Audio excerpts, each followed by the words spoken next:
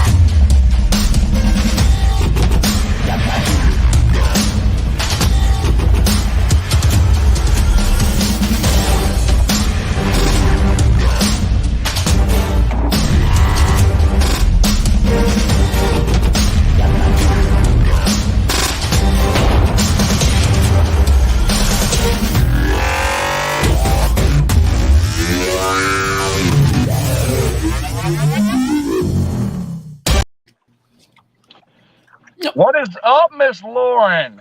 Not much. Good morning. What's going on, Greg? What's going on, everybody? Guys, we are bringing you week 8. Bringing you week 8 of the KFL. We're having some fun. We got Greg on here. He's doing a little fishing up there. He's not having a whole lot of fun right now. I'm doing a whole lot of casting, y'all. A whole lot of casting. Can't catch him if the lure ain't wet there, Greg. I know. I hear you, man. Dude, it's been tough. What can I say? I mean, it's been tough here, man. Canisius Lake.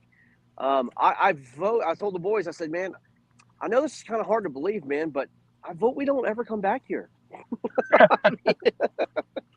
You know what I mean? It's a tough one. But, well, Lauren, it is Separation Saturday. We are separating the contenders from the pretenders. We've got high implication matches for playoff positioning, seeding, and not a lot of scoring going around the league. No, there's not. And, it is one of those things where, I'm doing the Kraken game as well as, the national feed right now. I've been keeping an eye on that. So we've been watching the scores so far this morning. And, there's only a couple of really close games. Everything else, it's hit or miss this week. I mean, the bite is just different all the way around. Absolutely. It was, for the first time in a little bit, we didn't see fish on the board within the first 5 minutes, which is kind of what we've been seeing the last few weeks. It was close to 6:30, I think, before the first fish got on the board. Right. Wow. So yeah, and normally the last couple of weeks by 6:30 we had 25, 30 fish on the board. So yeah. So Greg, I know that bite up where you are is just non-existent. Non-existent. I mean, I had a just absolute freaking tank smash the top water early. Came back for it, missed it again, and I mean, honestly, it's been dead ever since. I mean, I missed a 16 under a dock, but I mean, it's been few and far between opportunities, and when you do get them, you got to capitalize, which I didn't today. But I mean, this game ain't over, man. I think we're down 2 fish. I mean, we got a 15 on the board. They've got 3 14s or something like that. So we're doing everything we can right now, just trying to figure it out. We've gone deep, we've gone shallow, we've gone docks, we've gone, ridges. We've, done everything we can. I mean, it's just lockjaw central here right now. So hopefully something will pick up here in the last hour and a half. So we're gonna do everything we can. Well, patience is definitely going to be the virtue, guys. Once again, we're bringing you week 8 of the KFL. Real quick, want to mention thanks, of course, Lauren with 3 bells. Cross Kicks, and Rip It Energy. You guys go check all 3 of those out. We need to show our appreciation for our sponsors for continuing to help provide us the opportunity to do what we're doing. So, Lauren, you want to get into some scores and let's talk about what's going on around the league so far? Sure. Let's jump right in. All right. Let's see if we can make this work, shall we? Yeah. They still young, my friends. There we go. Yep. All right. So let me see if I can go here and we'll scroll down. There we go. All right. So for the Maulers versus Maine. The Maulers are up 152 3/4 to Maine's 44 3/4.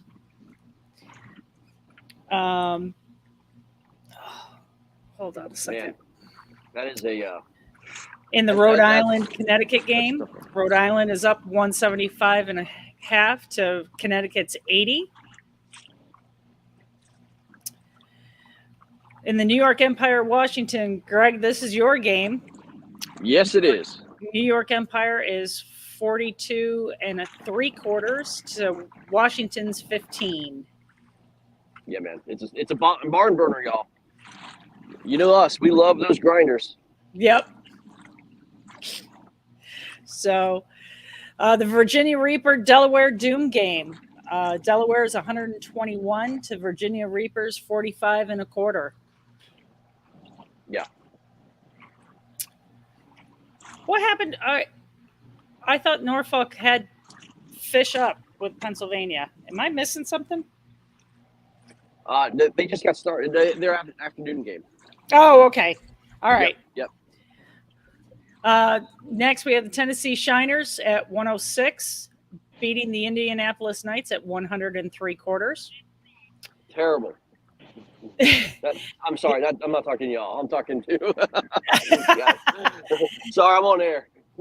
The Alabama Hammers and the Deep South Kraken. So right now, I've got those guys in my head while I'm trying to do this. Is 105 3/4 to the Deep South Kraken. It says 14, but they actually have 30 inches. One of their guys' fish is not showing up. I know they. So Carolina Casters at 19.5 to the Tar Heel Lunkers at 15 3/4. The Florida Copperheads are 159 3/4 to the Coosa Kingfishers 124 3/4. Palmetto Punishers at 179 3/4 to the Sunshine State Swamp Donkeys 97 3/4. Motor City Ambassadors at 174 to the Southern Slayers at 120. And the Natural State Eagles currently leading the Arkansas Hogs 60 to 14.5. That's unbelievable. Yeah.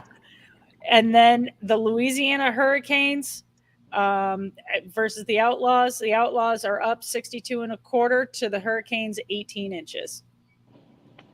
Lauren, what stands out to you so far around the league, other than we got a lot of matches with not a lot of inches? Yeah. Anything surprising you? Anything that you see that's kind of not where you expected it to be? Yeah, for a couple of these games, I'm sorry, I've got the Kraken game is up because I'm broadcasting that, so I got 2 of the guys are in there, and they just got a big fish on, so Kraken's finally put something in the boat, so they're pretty excited about that. But they are yelling in my ear. I really hate I'm missing that match. I had late minute the pandemic got me. So I'm still fighting. I feel a lot better today, but didn't want to risk getting anybody around me sick just in case. So I stayed home. Absolutely. And I will tell you, your guys are putting numbers up. Knowing that there's 2 guys still down there. 2 of them. Yeah, 2. Yeah. So, Harvey's having a day. Yeah, just gonna say Harvey, Dwayne, or Jack Black, depending on how you want to refer to him. Absolutely. He is putting up fish left and right, and I have to say awesome. Those guys, those guys have been so gracious, and they've been wonderful to work with this morning. It's been an awful lot of fun with them. So. Well, Lauren, Robert Brown just checks in. I just dropped that across the bottom of the screen. He said he's surprised by the Rebels Renegades game. You want to scroll back up and let's take a look at it and kind of talk about what's going on? Yep. Yeah. I will. Let me hop back over and. Yeah, that's another one. I mean, absolute blowout up in Rhode Island right now. Yeah, so it's 175 inches there. So let's pull down the leaderboard. And Justin Lacasse, putting up that first fish at 19 3/4. And it's great to see him back out on the water. So that's awesome. Well, we're talking back-to-back weeks potentially for the Connecticut Renegades, not doing what we kind of expect them to do. I wonder if it's just not having good success in the water, or are they just not the guys we expect to do more, not doing more? I think for Connecticut, I don't. Ryan Nye's not fishing this week. I think this team's still learning how to be a team. I mean, Connecticut reminds me of what we were last year. They need, I think they're just learning how to be a team. I mean, honestly, I don't think anything's wrong with them. I just think they need to communicate a little bit more, game plan a little bit more, and see what happens, man. They need to kind of come together. So, I mean, they're gonna be a force to reckon with. Y'all mark my words, man. Yep. When they get it right, they're gonna get it right, and I mean, they'll be fine. You know what I mean? They'll be fine. Want to kind of communicate just in case everybody's wondering why there's no score for the Granite State Sticks and the Bay State Attack guys. Remember, that is the Monday Night Football edition of this week's KFL match. They're going to be the solo match. Yeah. The solo match next weekend on the 27th. So we won't have a whole lot going on, but we will be excited to see that match. The Sticks are still the Sticks, and Rich Biggie and those guys are absolutely putting it together for Bay State. So for those of you wondering why there's no scores there, that's going to be a hell of a match for sure next Saturday. Yeah, it's going to be an awesome match. That's going to be, as I said, it's going to be able to be solo, be able to see that, it'd be awesome. Awesome. Lauren, we were talking Monday, BK and Greg and I were talking Monday about what we thought the match of the week was going to be. And I told them, I felt like that the Shiners Indianapolis match on up there on Manitow, and that one so far to me is shaking up to be one of those nail biters, one of those, the last 15, 20 minutes of the match, something big could happen. I mean, Tennessee had a long lead for quite a while, but it looks like Indianapolis has got back in it, and neither one have a limit, so there's a lot of room for improvement on those scores. Yeah. There is, and Indianapolis is doing Indianapolis things where they are catching just consistently within that, that range of fish. I mean, right. Tennessee's 14 to 16. Whereas, of course, Indy just put a 14 3/4 on. Yeah, so Indy just took the lead right there with that 14 3/4 inch fish. And that lake, I fished that lake earlier, week 2 of the season. That lake to me, just from what our match has produced and what we've seen all across the board, it's got a consistent, 16 to 17, 18 inch fish. But we didn't see a lot of bigs in there. We haven't seen a lot of bigs this year out of that lake. It's more about consistency and staying with the grind. This match is gonna finish exactly like we thought it would. Yep. Let's get some invites out to some of these anglers, like somebody from Indianapolis or Tennessee, and maybe Todd, or and then Paul Meadow. I'd like to speak to Barry Davis. If we can get to him on, let's get some of these anglers on. You know what I mean? See what's going on. It'll be fun. Yep. Hear what their thoughts are while these games are going on. Because Lauren, you want to send those out, or you want me to send them out? It may be a little bit easier for you to get them out on the computer side, or I can send them out over here. Keith, I'm going to let you try, okay. just because I don't know how to drive that side of it. No problem. Guys, y'all keep it going. Okay. I'm going to get some of these invites sent out. I'll be back with you in just a second. All right. Yeah, sounds good. I mean, we like we said, man. I mean, these there's a lot of important games going on right now, and like I think a lot of these games are going to come down to the very end. I mean, it's good, like you said, the Tennessee Shiners, Indianapolis Knights. I mean, Right. Tennessee has a game up on Indianapolis right now, and so it's very important that they win this. They are half a game behind right now in terms of overall record and stuff. So if they win, they jump over the Knights, and with Motor City basically shut the door on Slayer's face right now. I mean, I think they pretty much have that division locked up, so they're definitely going to be in the playoffs. So I mean, it's impressive. Eric Polenz, by the way, right now, absolutely going off. He is crushing it. Last time I looked, he had 160 inches.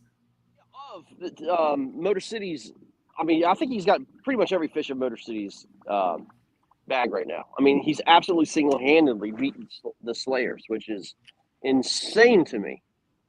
So, I mean, but he's had a good year, man. Man, he's just rocking it. So, Greg, that match seems to be pretty wide right now, but I'm gonna tell you what, Kevin Fox for the Southern Slayers, he has a tank on the board. He has absolutely the bag right now for the Southern Slayers. I fully expect that Josh Deal and Daniel Higgins are going to find some fish. So that match may end up a little bit closer than what the scoreboard's showing right now, too. Oh, I agree wholeheartedly, man. I just said, I was telling Lauren, I mean, I think it's going to come down in the end there, Keith, man. I think we're going to see, some wild swings here in the last 2 hours, man. I mean, this daggone moon needs to get away from the sun, and hopefully we get a better bite. But we'll see, man. We'll see. I mean, I just got leapfrogged by a boat. That's awesome, man. I expected more, Lauren, out of this Natural State Eagles Arkansas Hogs match too. That Diamond Cup they were talking about, big build up, trash talk. Interstate rivals, new team. Yeah. Unless there's lack of signal and people just don't have fish uploaded, it's kind of a little bit of a snooze fest right there right now. Yep. I mean, Arkansas as a whole, though, Keith, man, has not fished well. I mean, here in the last couple of weeks, man. I mean, we look at a couple of these Arkansas games, man. It's been pretty bad. What was their starting lineup today, Greg? You remember right offhand? Yeah, with Garrett Morgan, Corey Hopper, Chris Wright, and Chris Hartman, I think are the fishermen for them. So, I mean, it's a solid lineup. Yeah, Arkansas Hogs just tuned in, said snooze fest, plenty of signal. So they're battling either a lack of bite or maybe those guys aren't fishing clean. Who knows? But I do expect Corey Hopper and Garrett Morgan to get some fish on the board before the end of the match. Yeah, absolutely. Yeah. I mean they are fishing a river. Different. They were not able to fish Wapanaka, so a little bit different. Venue for both teams. Oh my gosh. God. Oh my God. That was a smallmouth. Stay patient with it, Greg. I got you, man. I'm right behind the bass boat, too. He's chumming it up for you. That's good. God bless him. Unbelievable. As we got Sam Jones coming in with us from the Indianapolis Knights up there. They're taking on the Tennessee Shiners. Welcome in, Sam. Hey, how's it going? How's the morning looking so far out there on Manitou for you guys? I tell you what, it's been odd. We started off with a little cloud cover, some breeze. I mean, ideal conditions. The recreational boats are just now getting out. But it's been really tough. I mean, we've all been talking about it. Been fishing next to each other pretty much all day, it seems like. Yeah, it's just not fishing like Manitou normally does. A lot of short fish getting caught, and this morning the bite was really rough. We expect you guys to come out here and just crush. Sam, we're seeing the same thing. This is Greg. We're seeing the same thing on our side, man. Just a real, unbelievably tough bite here, man. I don't know. It's hard to explain. These fish just will not cooperate. We've got a really bad things right now. That could be part of it, but you'd still think with the pressure dropping and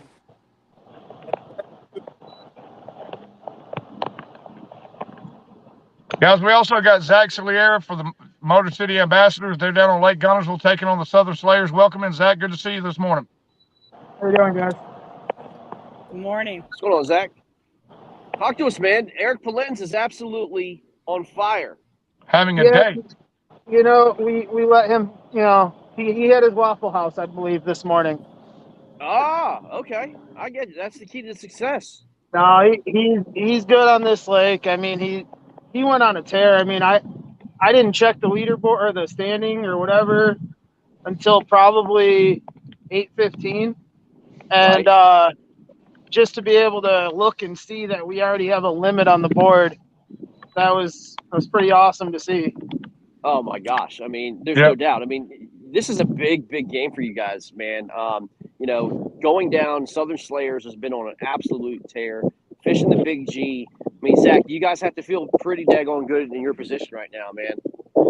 Yeah, I mean, you never feel great. I mean, we're fishing a lake that holds monsters, and I mean, these guys know how to catch them, and until we're off the water at 12:30 Central, so until 1:30 Central, I'm not going to feel good about what kind of performance we had unless it comes out with a win.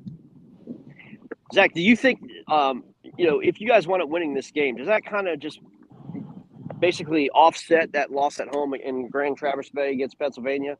No, I don't think anything will really offset that.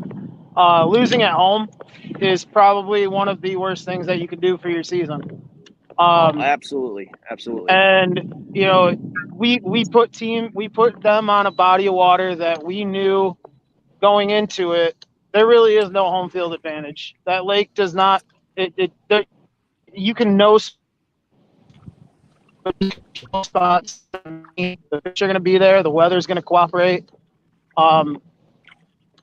We were all on fish. Unfortunately, they were just on bigger ones. Right. And I was sitting right there with three of their guys, watching three guys pull fish out. And I'm catching fish too, but there was only one of me and three of them. And the way that the weather was, there was no like, hey, come on over, because there was no way that anybody could have got out to that spot from the launch. Yeah. But Yeah. it's tough, losing at home. But at the end of the day, going on the road, if we can pull out a win here, it's going to help. It definitely is not going to offset that loss. Pennsylvania, hell of a team. Finding out after the fact that every single one of them were running live scope, and we're basically just watching those fish. And I think we got one guy on our team that runs live scope, but and that's Jeremy Baker. He was saying that the waves were so rough where he was that fishing was just hard for him altogether. Right. Well, Zach, they say winning cures all, Zach. So you guys are in a perfect spot right now. Y'all got a pretty commanding lead over those Southern Slayers. Last we looked, Lauren, I think it was 174 to 120 or something like that. Yep. Hang on. Yeah, I have a spot that I'm staring at right now that I've had to stay off for a little while. I just pulled a 1975 off of it not too long ago, and then I've only been able to submit 2 fish, and they've both been 19 or over, so that's always a good time.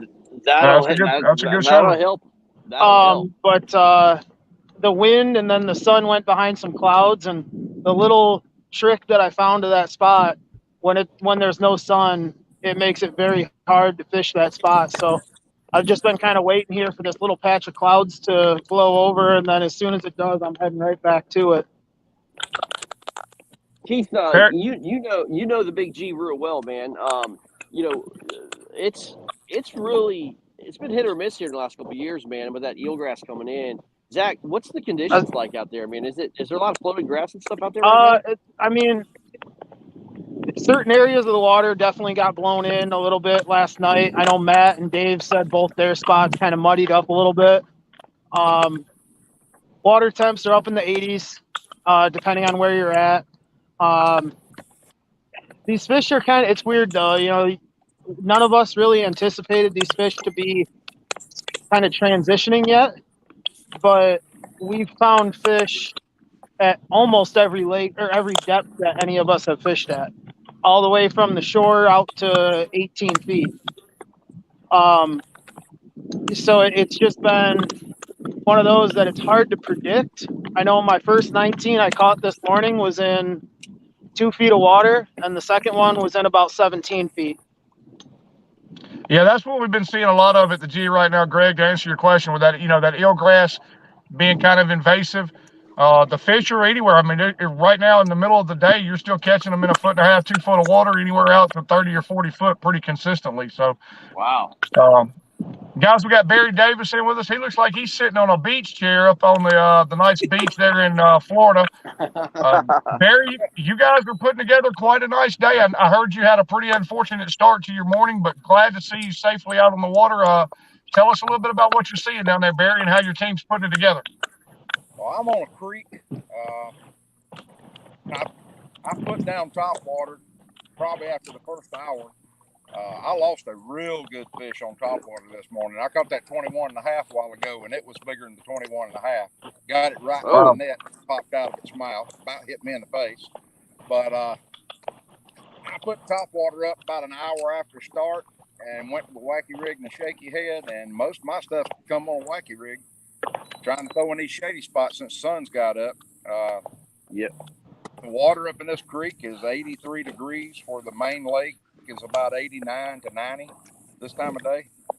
So it's just like any other time that you fish somewhere. Creeks usually hold bigger fish when you can find them, and just like the deep holes will out on the lake. So right. Russ ended up in here with me this morning, so we had to share it. And it's not that big a creek to start with. And I think he got a 19 and a half or 19 3/4 out of it also. Well, guys, y'all make sure y'all are staying hydrated out there. Make sure, I know it's hot everywhere around. Again, we want to make sure everybody's being safe and hydrated out in the water. If you don't have a Ripid energy drink in your hand, please feel free to pick one up at your Locust cooler in the back of your kayak, because I'm sure you all have them. That's right. Exactly. There you go, man. Barry, man, coming out with this big start here, man. I mean, obviously it's not over, man, because they got some hammers on that team that's going to try to come back on you, man. But this has got to feel good, man. Your team is starting to really put it together and make this playoff run, man. This is a big deal for you. And then you finish out at home against Coosa, man. I mean, I know you're not looking ahead, but my goodness, dude, what a run that you guys have put together here.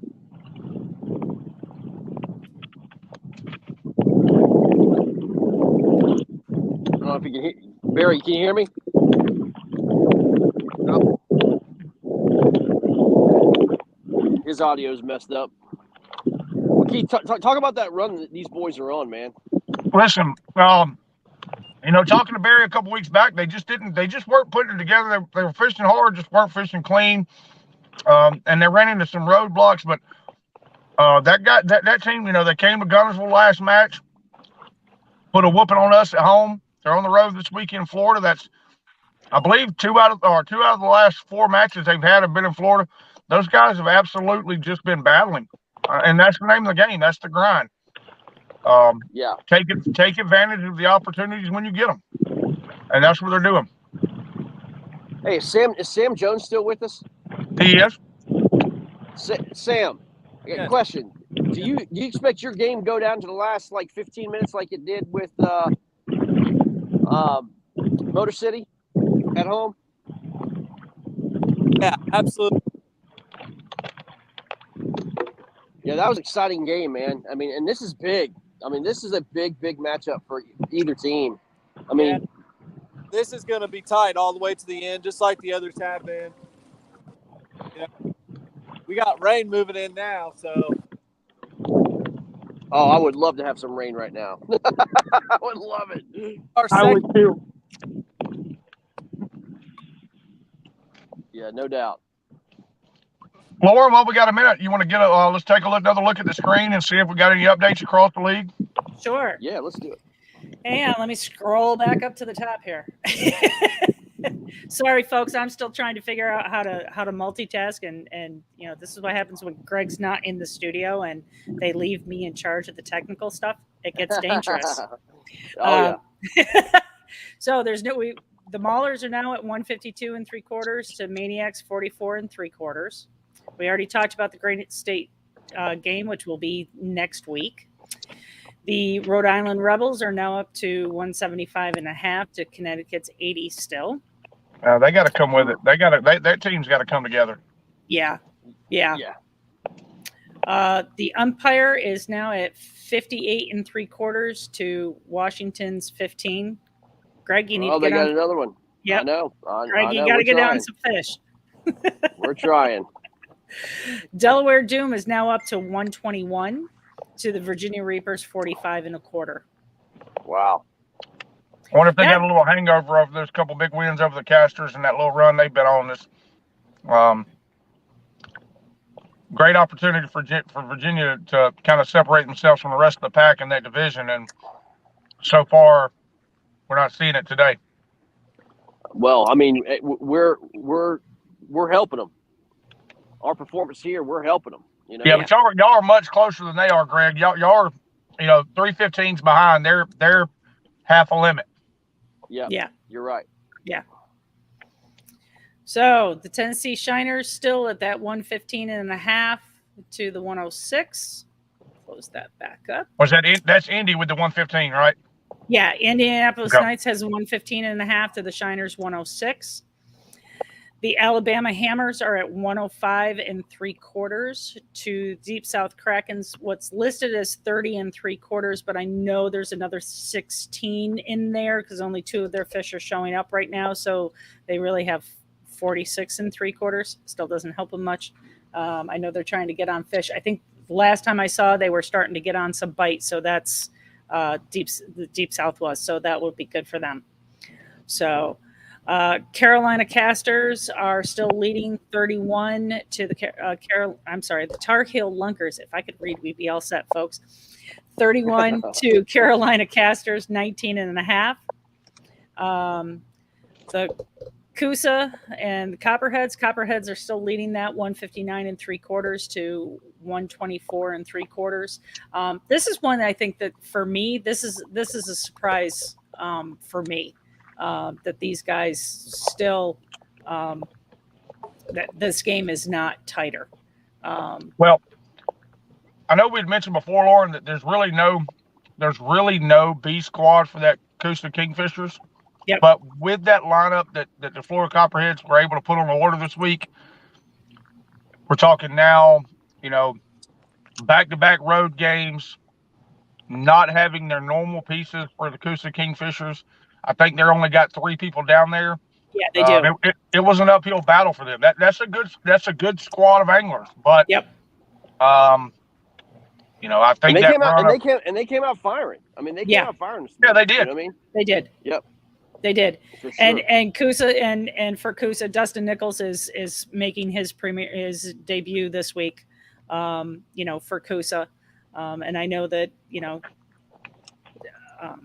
this was Okeechobee was a lake that he was looking forward to fishing.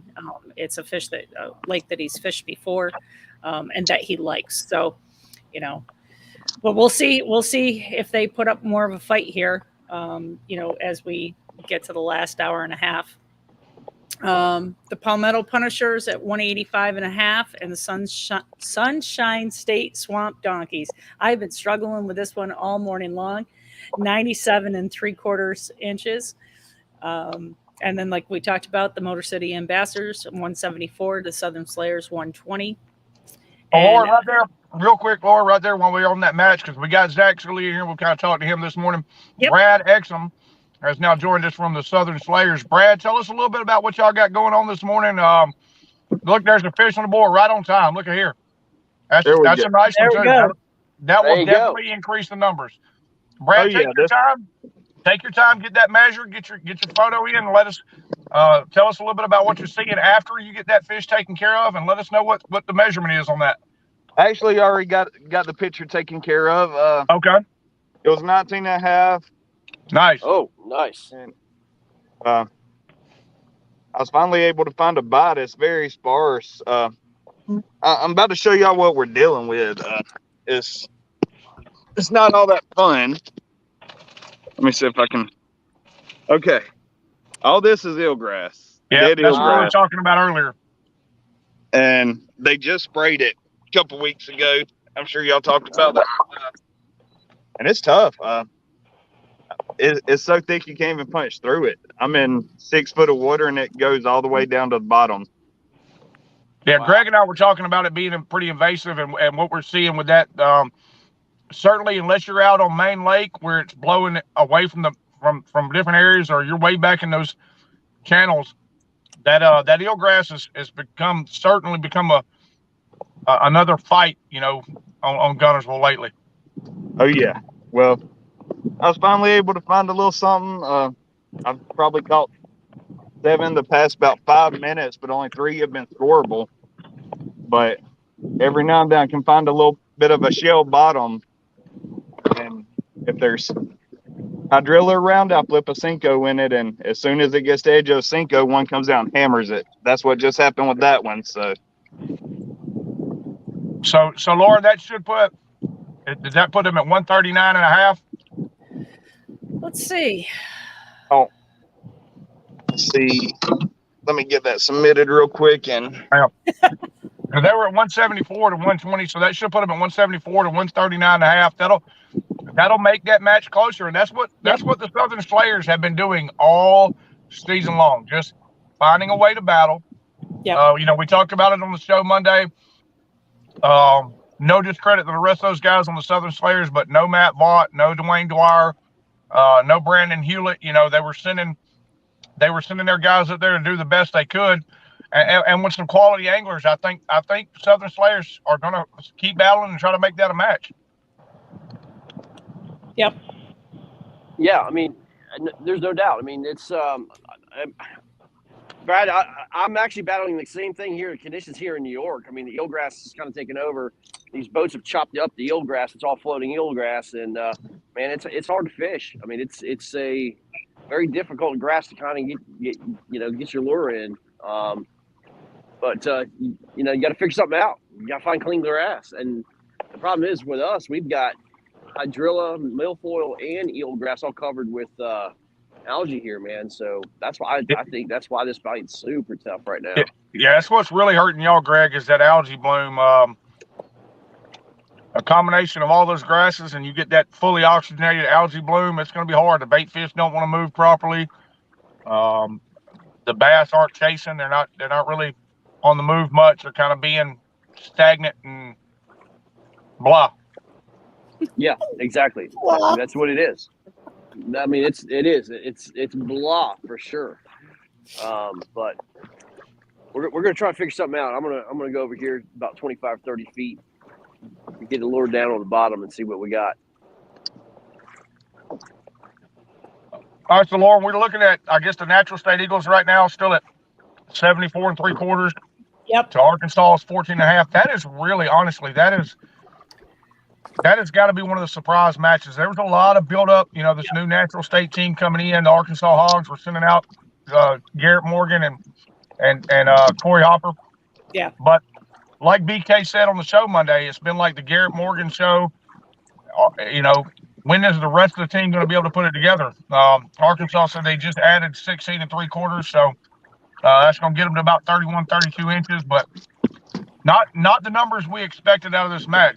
What say you, Lauren? No, I agree with you. And we were looking, one of the things that we were looking at is, they're on a good body of water that should be producing fish.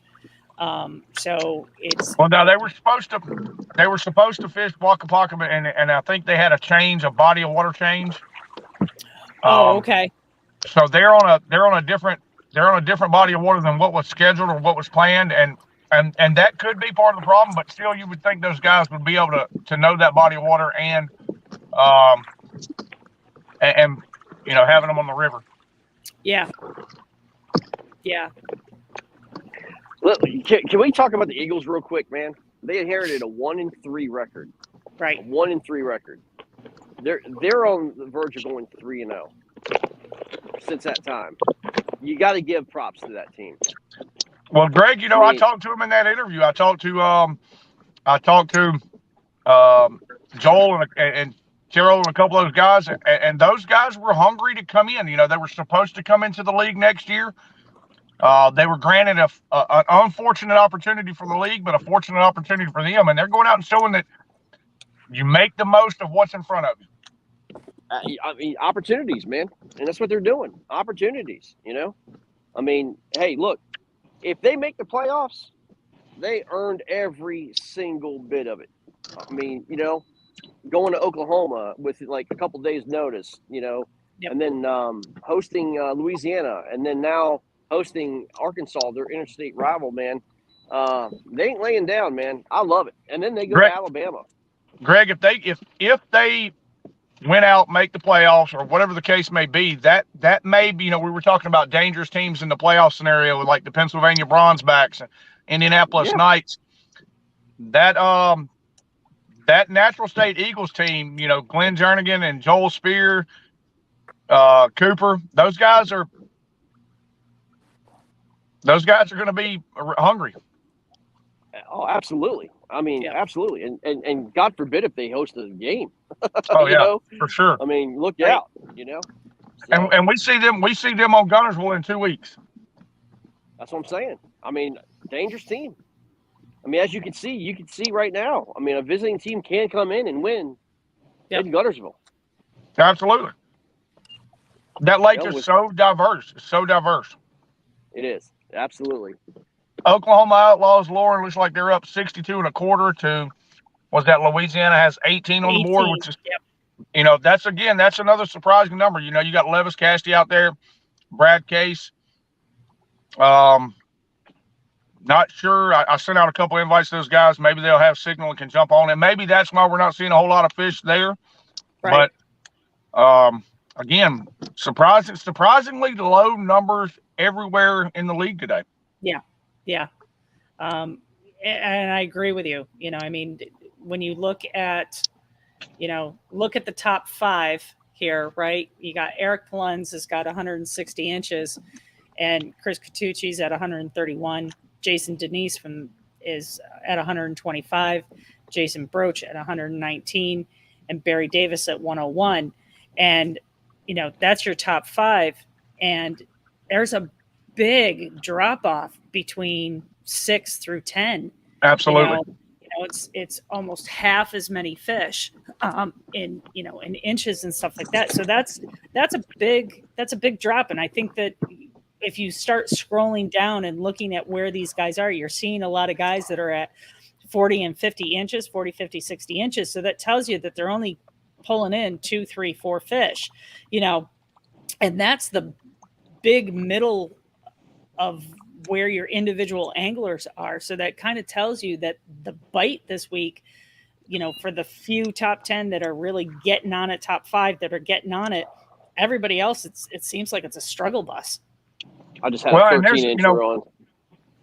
Been watching the weather, Lauren, and there's been a lot of westerly pressure pushing east. We're not far removed from a full moon. Yep. A lot of rain in a lot of areas. I know northern Alabama at Lake Gunnersville took a beating in the last couple of weeks. Here it's been rough.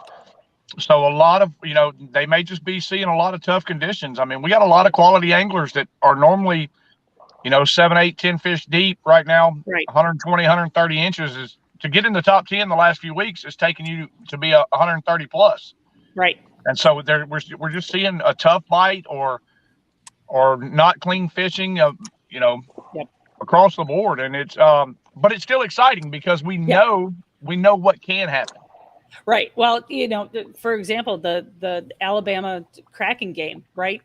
I mean, they started out when they were on the water this morning. They had thunderstorms and lightning. So, I mean, all you got to see this morning was just a gorgeous light show as the sun was coming up, and it was really quite spectacular and not a whole lot of fish, as it has cleared out. Now they're under bluebird skies. They have no wind. And so these guys are all, they're hunting for shade and stuff like that to try and find to try and find the bite. But Right. as it warmed up down there, the bite has picked up. So it wasn't until 8 o'clock that these guys really started putting fish on the board.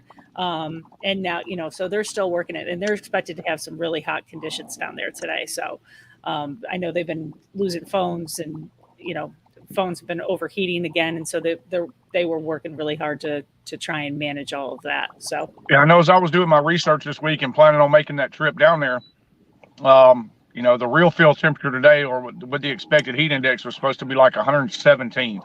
Oh, Yeah. wow. Yeah. I mean, it's ridiculous. Yeah. And you got three big matches in Florida this week. You got the Palmettos down there facing. They're in Florida. Yep. You got the Sunshines. Who the Florida Copperheads are fishing down there. The Deep South Kraken. Man. I hope those guys are staying mighty hydrated. Yeah, they have been trying to. So, welcome in, Jigmaster Robert Brown. He has joined us today. Oh, my man. What's going on, fellas? Good to see you on the water this morning. Yeah, it's good to be on the water, back in the KFL. Hey, absolutely, man. It's so good to have you back, bro. I'm excited, guys. Just real quick, are you catching anything? We don't start for lines ends in like 11 minutes. Okay. So I didn't get Rob, any time. How's that place look, man? What initial thoughts? It looks juicy, man. It looks Good juicy. deal. Right on. I'm about to start in this. I'm in a flooded timber field right now. That's where I'm going to start. You got it. Okay. Doing Robert Brown things, I see. I mean, why do anything different? Absolutely. Exactly. But this place, exactly. Man, it's got the standing timber, it's got grass, it's got pads. It's looking pretty good. That's the diversity you're looking for on these Bluebird skies. Welcome in, Chris Catucci. Lauren, Chris, we were talking about the leaderboard a minute ago, and Eric Palentz having, putting himself together, just an absolute day for the Motor City Ambassadors. Chris Catucci is sitting right there in second in overall points. Heck of a showing so far, man. Good to see you this morning. Yeah, thank you. It's been a fun morning, doing a couple different things, but I've been catching fish pretty consistently all day. Well, Chris, welcome back to the KFL, brother, man. I know you haven't had a chance to fish it much this year, man, but, dude, what a way to come back, man. Great job. Feels good. I mean, just kind of getting on a roll here. I did pretty good last weekend as well, so momentum is definitely a thing. Well, Greg Crash told me not to pick you in my fantasy, and I'm pretty upset about it, man. He gave me some bad advice, and I wish I had picked you, man. So Greg Crash is full of crap. Right? Don't anger the Redbeard. Well, Greg is full of crap. Greg is full of crap because he told people to pick me. So. Oh, poor Yukon.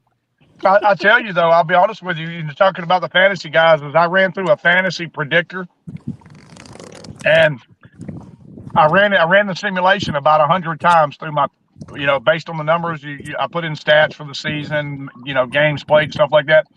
And looking at our fantasy numbers based on this predictor, I was looking at the individual standings, and my highest on that fantasy predictor that was the most common pick, the highest one in the standings right now is like 47th. Wow. So that shows you that people that either haven't fished much this year or haven't had big numbers are showing that, hey, I'm still a valuable part to my team in this league. Well, exactly, man. And what you're saying is technology is full of crap, dude. Oh, absolutely. One thing technology does not take into account is heart. Correct. Absolutely.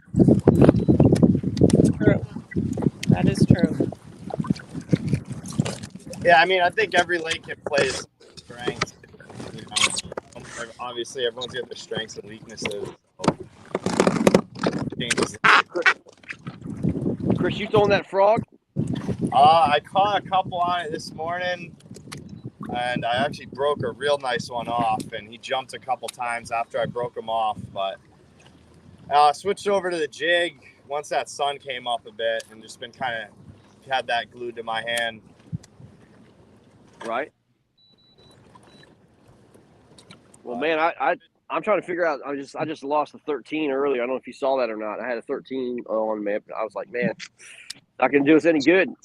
Not going to do us any good. I got to find a bigger bite here and find it soon. But I don't know, man. It's I'm trying to call them up. You know what I mean? Trying to figure this thing out. Hey, Keith. Uh-huh. I got a message from Jason Starley. He's been trying to run both the Copperheads Coosa broadcast as well as the Slayers in Motor City. They've got some guys that if we want to bring them in. Absolutely. Yeah. So I know Jason Denise, Denny Gann, and Josh Deal are all on, as well as we had Brad at one point, didn't we? I'm not sure where he went. Yeah, Brad jumped in. I'm not sure if he lost signal out there. There's Gunnersville's such a good area for signal, but then it has areas out in the middle of the lake will have no signal, which makes no sense. So we had Brad and Zach. So I don't know if you can get that, but Conrad and Matt Linsman are also around too. So yeah, we need to see if Jason can get hell. We haven't seen the Barbarian all season long. We need to get him on the live, talk to him a little bit, see how he's feeling. Yeah. So if you want to send them invites, yeah, I will do that right now. Fantastic. Thank you, sir. Because I know Jason said he thought he was going to lose signal to be able to do the broadcast. So it's one of those days. It is. Hey, Lauren, it's your solar flare thing. Major solar flares going on right now. Did you know that's true, right? I do know it's true. I do know it's true. It's insane. There was they were saying that explains a lot. That explains a lot in the last 3 weeks what's been going on. Right. And there was one, it was like some huge, deep coronal mass ejection the last couple of days or something like that. I'm like, oh, here we go again. Greg thinks I'm nuts as it is saying it's solar flares, but I'm not wrong. There's a lot of truth to it, man. I mean, the bigger the solar flares, the crazier people are getting. Well, you got to remember too, you just had a full moon, so that's on top of that, man. Wow. Let me tell you, having been in a lot. Yeah, having been in the fire service, for 5 years, that is absolutely the truth when they say that the full moon brings out the strangeness. Lauren, we got those invites sent out, so hopefully those guys will be able to jump in with us here pretty quick. Awesome. Fantastic. Thank you very much, sir. I appreciate it. Absolutely. Glad to be a part. So,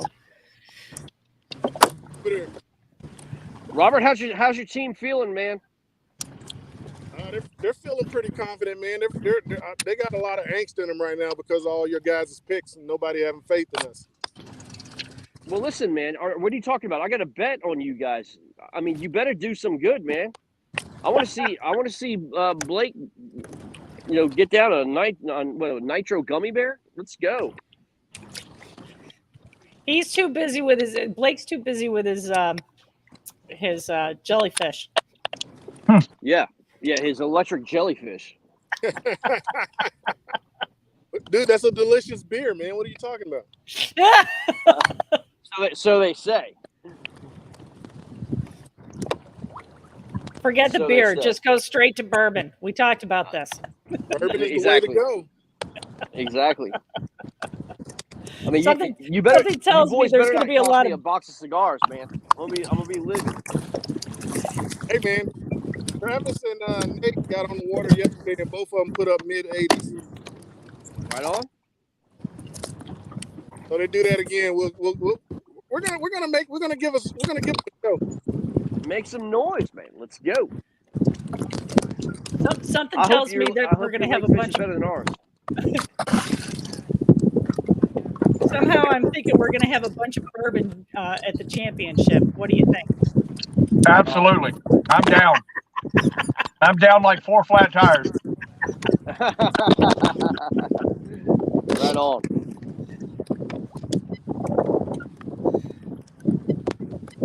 I think I'm gonna be honest with you. As much as seeing the two teams that are standing for that, the last battle for that cup, I think our opportunity is to be there for the fellowship for us and to get to be outside looking in for some of us. Yeah. It's gonna be as much fun as it is for those that are out on the water. Pounding those lures.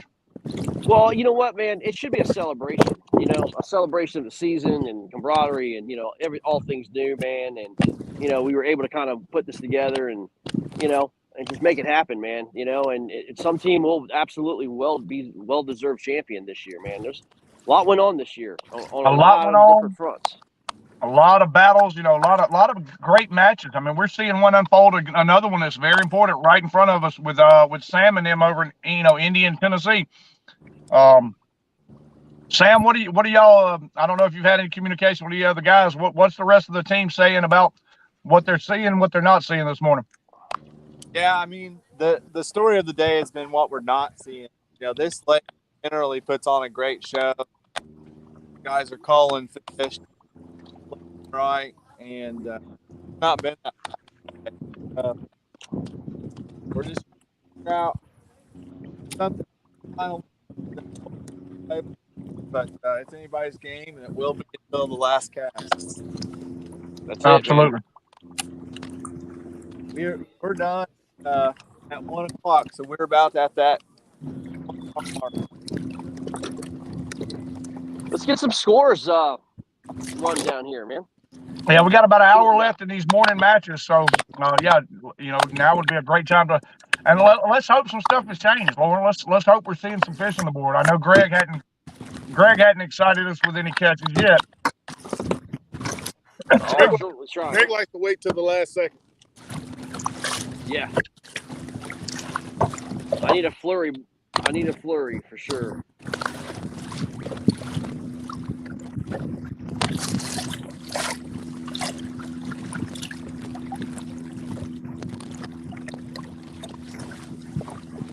Lauren, if you have a minute, we want to pull that. We want to pull Fishing Chaos back up. Let's take a look, see what the rundown looks. We got like an hour left in these morning matches. So absolutely. Let me scroll up to the top here. All right, so got no changes between the Maulers and the Maniacs. So at 152 3/4 and 44.75. And that match is going about like we thought it would. Yeah. Hold on a second. The North does not want the Maulers in the playoffs. You do not want that team in the playoffs. Because they know how to win it. They've already done it. Yep. Sorry, I had the Kraken back in my other ear, and they were all that I could hear. And they're getting a little rambunctious over there because they just put another 20 1/4 on the board. So yeah, so they're a little excited about that. So which is a great thing for them. Never give up. Nope, they are not giving up. So yeah, we had talked. We thought that this was how this game was going to kind of go, but I had hoped that Maine was really going to put some numbers up today. So. All right, down to the Rhode Island Rebels and the Connecticut Renegades. This score has not changed. It's 175.5 to 80, and Rhode Island is just even. Carl, yeah. Hold on. I'm just reading what Carl said. Greg knows we're doing our part. We need you to do yours. Carl, man, brother, I am trying everything in my power, brother. Trust me, man. We're trying. Honest to God. Man, I appreciate what y'all doing, though, man. Y'all putting it on the Reapers. So, we'll scroll down to your game, Greg. This game is just brutal. About as brutal as it looks like Greg is having a time out on the water according to the scores. I mean, Greg is casting. He's battling, but we talked a couple times this week, Lauren, the conditions in the water, that full algae bloom, all that eelgrass, it does not make for a good combination, historically speaking, and the numbers are showing.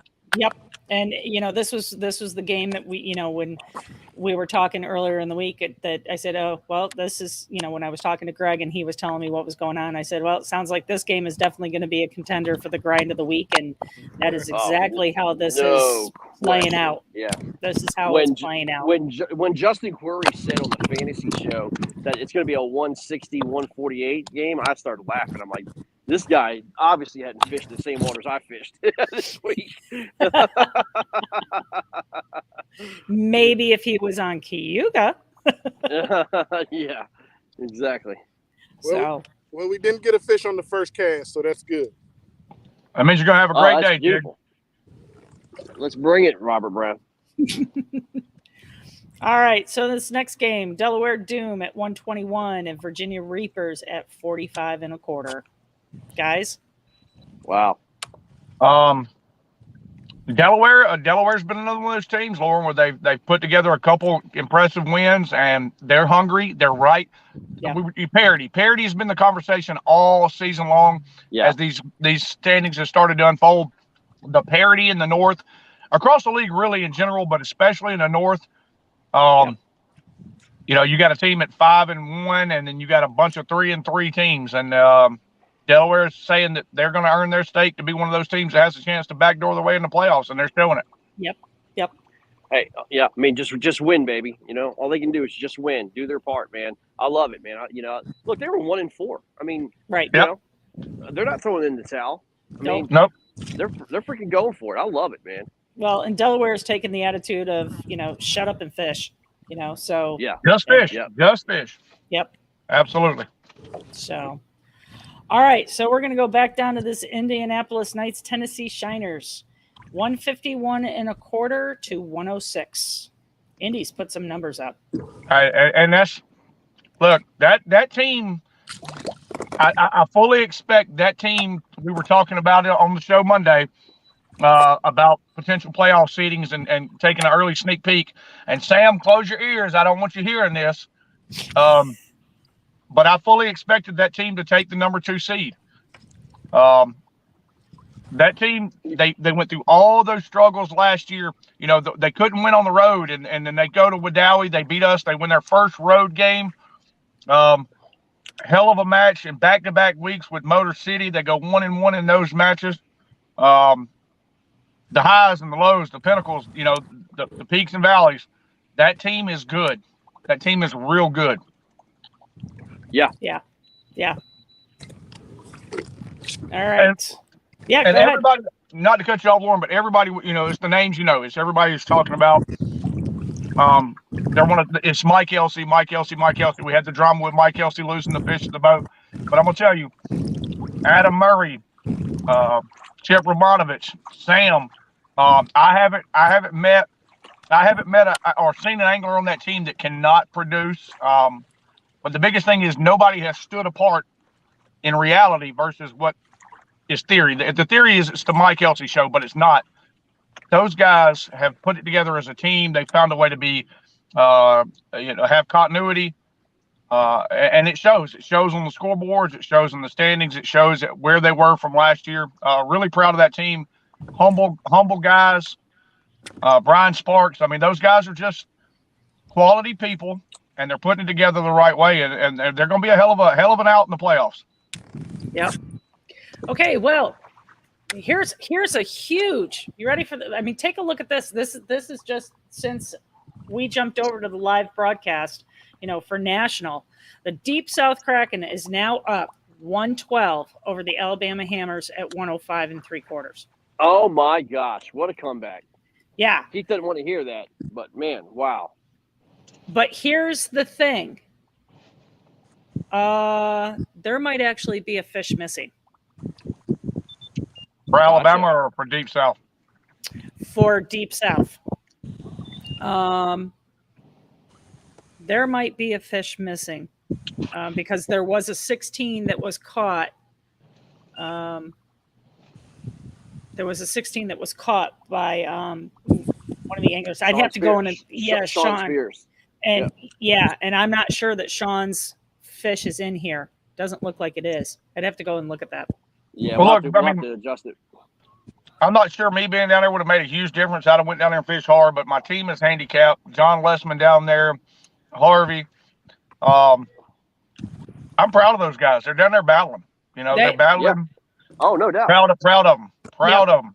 And they've been fishing hard all day long. Had them on early this morning on the broadcast. They were just it was an absolute delight. And yeah, and like I said, these guys all said that as the water warmed up, the bite was going to pick up. So we'll see if Alabama can, Keith, if your team can get back on that bite that they were on early this morning and, make a run at this. I can guarantee you they're going to fish hard until line's out at 1 o'clock. Absolutely. I mean, we haven't had to, we were talking about this and I'm not going to shy away from it. I haven't done my part this year. I fished hard, but I haven't been able to produce. Unfortunately, as a team, no individuals, but as a team, we are what our record says we are. But we have fished hard every single match, and I'm proud to have fished with those guys side by side, and I'll do battle with them every day of the week. There we go. Yeah, 100%. Well, this one's turning out to be that if there was a second option for the grind of the week, this is the other game. The Carolina Casters and the Tar Heel Lunkers. The Casters are up 55 to the Lunkers 31. They started at 9:30. So yeah, they got a late start this morning. Okay. Yeah. Yep. So still a little bit more time on the board for them. Okay. For them boys. Right. And Lauren, I don't know, were you still with us? Did you get to see the excitement, the way they right at the end of that match last week against the Coosa Kingfishers? Dave awesome. got that 20-inch fish right at the end. They were all right there together talking about how they were breaking it down. And when they got that fish on, the fist bumps and the air pumps, that is what we do this for. That's the excitement of this league. Right. And no, I didn't. I was last week, I took a day and went to go celebrate my mother's birthday with her. And I just had horrible signal connection issues, both when I was, my mom was doing an agility trial. That's why everyone heard the dogs barking. When I was in there, and then I went back to the hotel, which is literally right across the street, and I still had the same issue when I got in there. So it was just poor connectivity, and I wasn't going to torture everybody with that. So, well, it was beautiful to see. It was absolutely beautiful to see. Again, it's the heartbreak for one team, but just the absolute. I can't really even put into words what it felt like for me sitting at home running the broadcast to see the excitement on those guys' face. Yeah.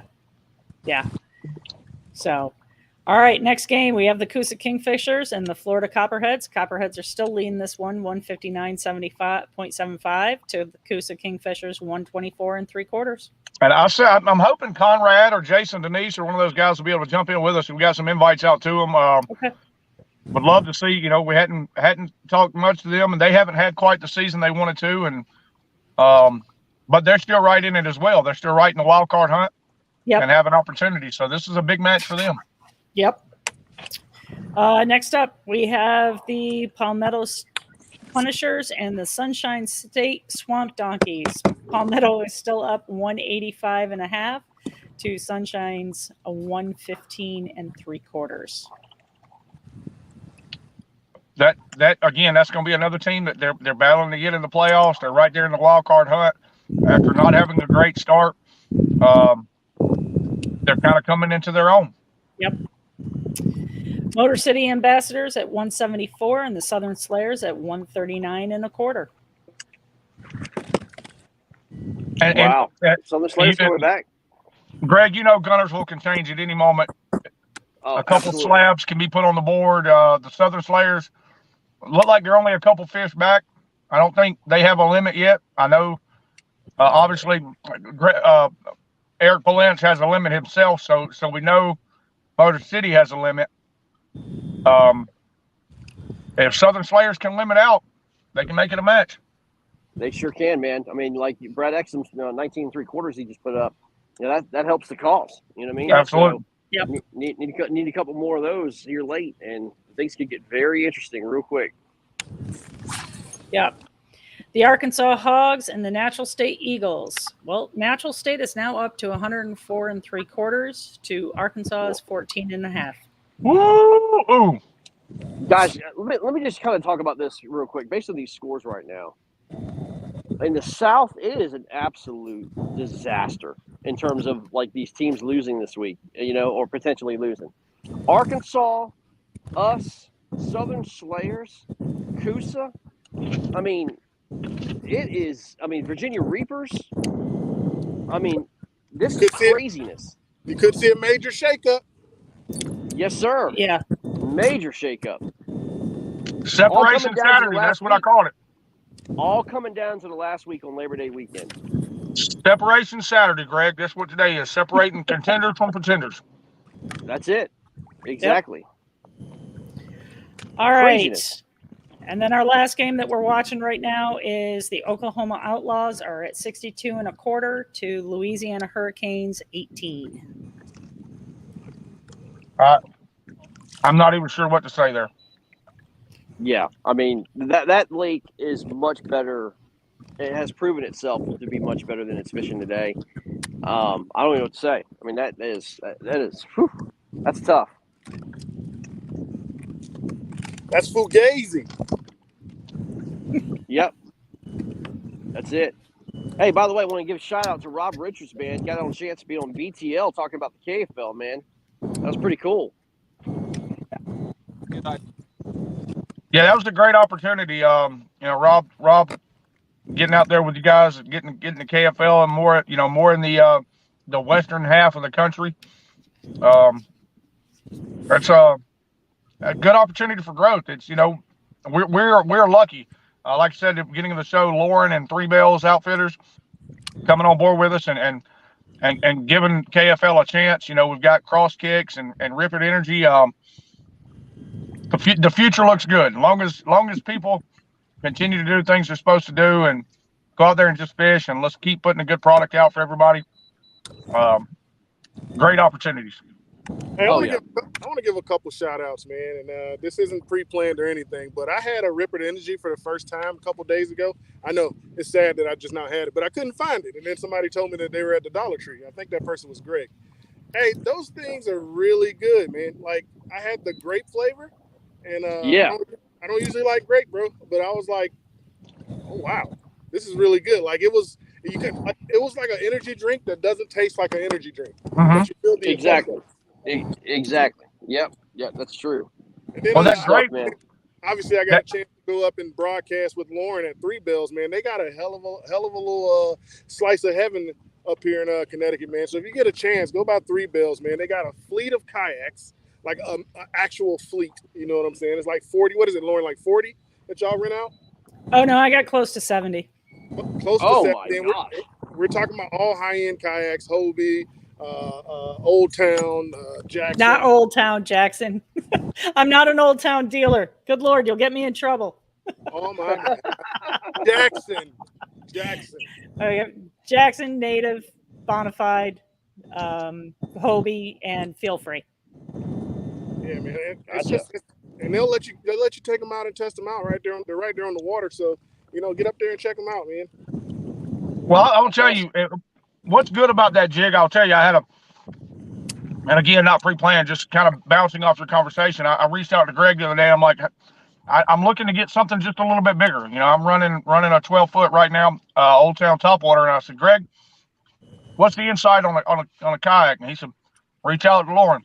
Reached out to her, and the wealth of knowledge she was able to have a conversation with me about over the phone, just talking about the products that I was interested in, made me feel a lot better about somebody actually knowing about the kayaks they're talking about. Thank you very much. Yeah, I mean, what a novel concept. Actually knowing what you're selling. Well, Greg, I've been to 4 or 5 other shops, talked to some other people, and yeah, you couldn't even get a conversation about storage space in the tank well or dry hatches. Yeah. Lauren was able to tell me about when we're talking about the pedal drives and warranties and sizes, whether it be width, length, or weight. I mean, we're talking, she was able to give me the full plethora of everything as far as, like, we were talking about a Hobie and the difference in the 180 drive and the 360. So being able to have those conversations with somebody and knowing that they're affiliated with us, it's just going to help. It's going to help them. It's going to help us grow. We're going to continue to be able to get the wealth of knowledge from them and the support as well. Right on. Absolutely agree. 100%. Pete, thank you so much for that. Thank you. It's good stuff. Now listen, I need y'all. Give me some good juju, man. We gotta get these fish to start biting, y'all. This is craziness. We got a little bit of cloud cover right now. Let's go. Come on, fish. Let's go. There you Like go. we talked about on the phone earlier, Greg, just chin down, keep the lure wet, and just try to stay clean. And something's going to come to you before the end of your match. I promise. I hope so, man. We need something, man. Well, you might want to try what the Kraken was threatening to do, and that was to throw cream pies in the water for the fish.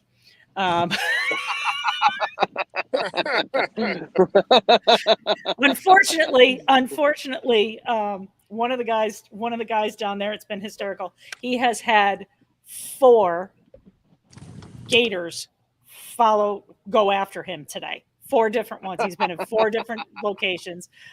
Chris Bailey I think he's dealt with like 4 different. Oh, Chris is hilarious. Oh my gosh. And he was like, it's another damn gator. And, and they're the little ones, the 2, 3, 4 feet ones, Yeah. And, but John Lessman said it best. He goes, he says, you have to learn the gators. So I learned something today. It's been a very educational broadcast so far for me today. He says, you have to learn the gators. And I said, what do you mean you have to learn the gators? I said, what do you mean, John? And he says, when they're little like that, he goes, they're not very smart.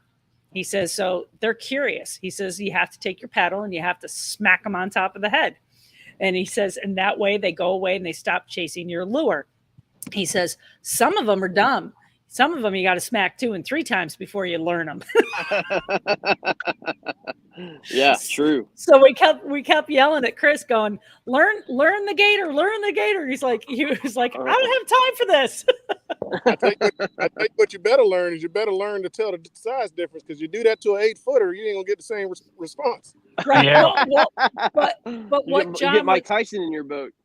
What John was saying was, when they get bigger, like if they get smacked, what he was saying, when they get smacked in the head like that, that's why you have to learn them. He says when they're little like that, they don't know any better. He says when they get bigger, he says they leave you alone. Well, I'm gonna tell you, I had a couple curious ones in the 10 to 12 foot range when I was in your fall of this year. Oh, and yeah. I had to learn me, which meant rudder left, rudder right, full pedal. That was me learning me. I was not going to question the educational status of those gators. I promise. Absolutely. So yeah, so Chris has been battling gators, and he actually had a couple people that were in a John boat that were next to him that rolled up on him and were chasing a gator. Probably for a half hour, and he goes, "Oh, well, I guess they got it." He goes, "I just heard the gun go off." Oh man! So he said it was a pretty big one too. He said it was like a 10 or 12 footer that they pulled in. So that's a big one. Lauren, I just sent out a couple invites to those guys that's down there on the Deep South Kraken and the Hammers match. I sent it in our group chat, so maybe we can get some of those guys on board to talk about what they're doing. Listen, Alabama Hammers, I mean, look, they're down there with 2. It's 2v4. Again, I couldn't Super make that impressive. match. Not sure I would have made a difference, but those guys have went down there, 10-hour trip from home, and they're battling. I mean, they're battling. That's impressive. It is impressive. Especially 100%. Especially at the season we're having, it would be easy to go down there and be like, oh, well, let's just chalk it up to another L. But those guys want to win. This team wants to win. We've wanted to win all year. We just haven't been able to put it together, but those guys are doing great down there. Yeah, man. I do like I like seeing it, man. I like these guys. Like the Norfolk Privateers, man, not giving up whatsoever, man. Just absolutely putting the best squad on the water and go fish, man. I like it, man. It shows a lot of character and heart. Ain't no quitting to me. No. Well, exactly. Now, Greg, in mine and Robert's defense, and before I say this, I want to say for any and all of you that served or have a spouse that served, or thank you for their service, Chief. And I call Robert Chief because that's what he is to me. You know, I'm former Navy. He is still active. But Chief, thank you for your service, and to any of all those that have served or have family members that serve. Sam, you know, any of you guys, all of you, thank you for what you do. Thank you for providing the opportunity for us to run this live broadcast and to be able to be on this show and do what we love. Thank you all. But that's where Greg, there's been many a days Robert and I just wanted to throw the hands up and say, screw it. The Navy and military in itself will do that to you. But then when you don't, you learn that there's small victories within those trials and tribulations that's going to make the big victories that much better. Oh, no question, man. I mean, again, everything you go through, there's everything that you go through is a learning experience, man. There's no doubt about it. Good, bad, or indifferent, man. And I think even us. Us as a league, we've learned a lot, this year. Sure. And again, good, bad, or indifferent. There's a lot of things we did good, a lot of things that we didn't do so well, and a lot of things that we absolutely just shit the bed. To be honest with you, But you just freaking put your pants on every day, put the rod and reel in your hand, and just go at it, man. It is what it is, So, just like you said, man, everything's a learning experience, man. So, well, failure is not the exact. We'll get better. Failure is not the exact opposite of success. It is absolutely a integral part of success. True. The moment people take that and can accept those failures and get better because of them, they'll start winning a lot. They'll start being successful a lot faster. Nicole asked, at what time is lines out for Indianapolis, Tennessee? It is 1:00 Eastern. Is that correct, Sam? That's correct. Okay. So they got about 36 minutes left there in that match. And I fully expect that one to close out being a heck of a match. Keith, who did you for the Alabama Kraken game? Who did you send invites out to? I actually put it in our group chat, which was their 4 versus our 2. So any combination of those 6. Okay, yeah, because Chris, the 2 Chris's are the only 2 that are on right now. Okay. Well, everybody in that group chat should have been able to see it, so maybe they'll be able to jump on pretty quick and get us some insight on what's going on down there at Toho. Okay. Sounds good. Any changes to some scores? We got 20 minutes to go.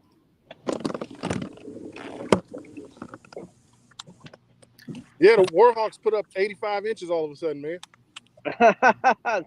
That would be music to my ears, man. I don't think there's 85 inches in this lake, bro. You know what I mean? Greg, do you want to... You said you needed some extra special motivation, Greg. I want you to just, for a second, close your eyes and think about your profile picture on Facebook. There's your motivation. Oh! No doubt. Ouch. No doubt. It's time for that is nothing but love for both parties involved, okay? It's time for a change, Gregory Nosar.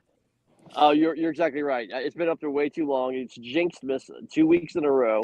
I hope you noticed that, right? 2 weeks in a row, ever since I changed my profile picture, we as a team have not done well. You are a complete jinx, dude. Hey, I'm glad to be that for you. Oh, man. Well, Lauren, we're about T-minus 30. We want to bring up Fishing Chaos again. Let's maybe have some better updates on some scores across the league. Yep. Do we want to go and do a commercial first, and then we'll jump back and? Yep. Okay. Sure. Hit that commercial. Yep. All right. Well, commercial. Okay. You tell me that. Now it's a matter of me being able to figure this out. There it is. All right, ready? Here we go. Yep. Holy cow.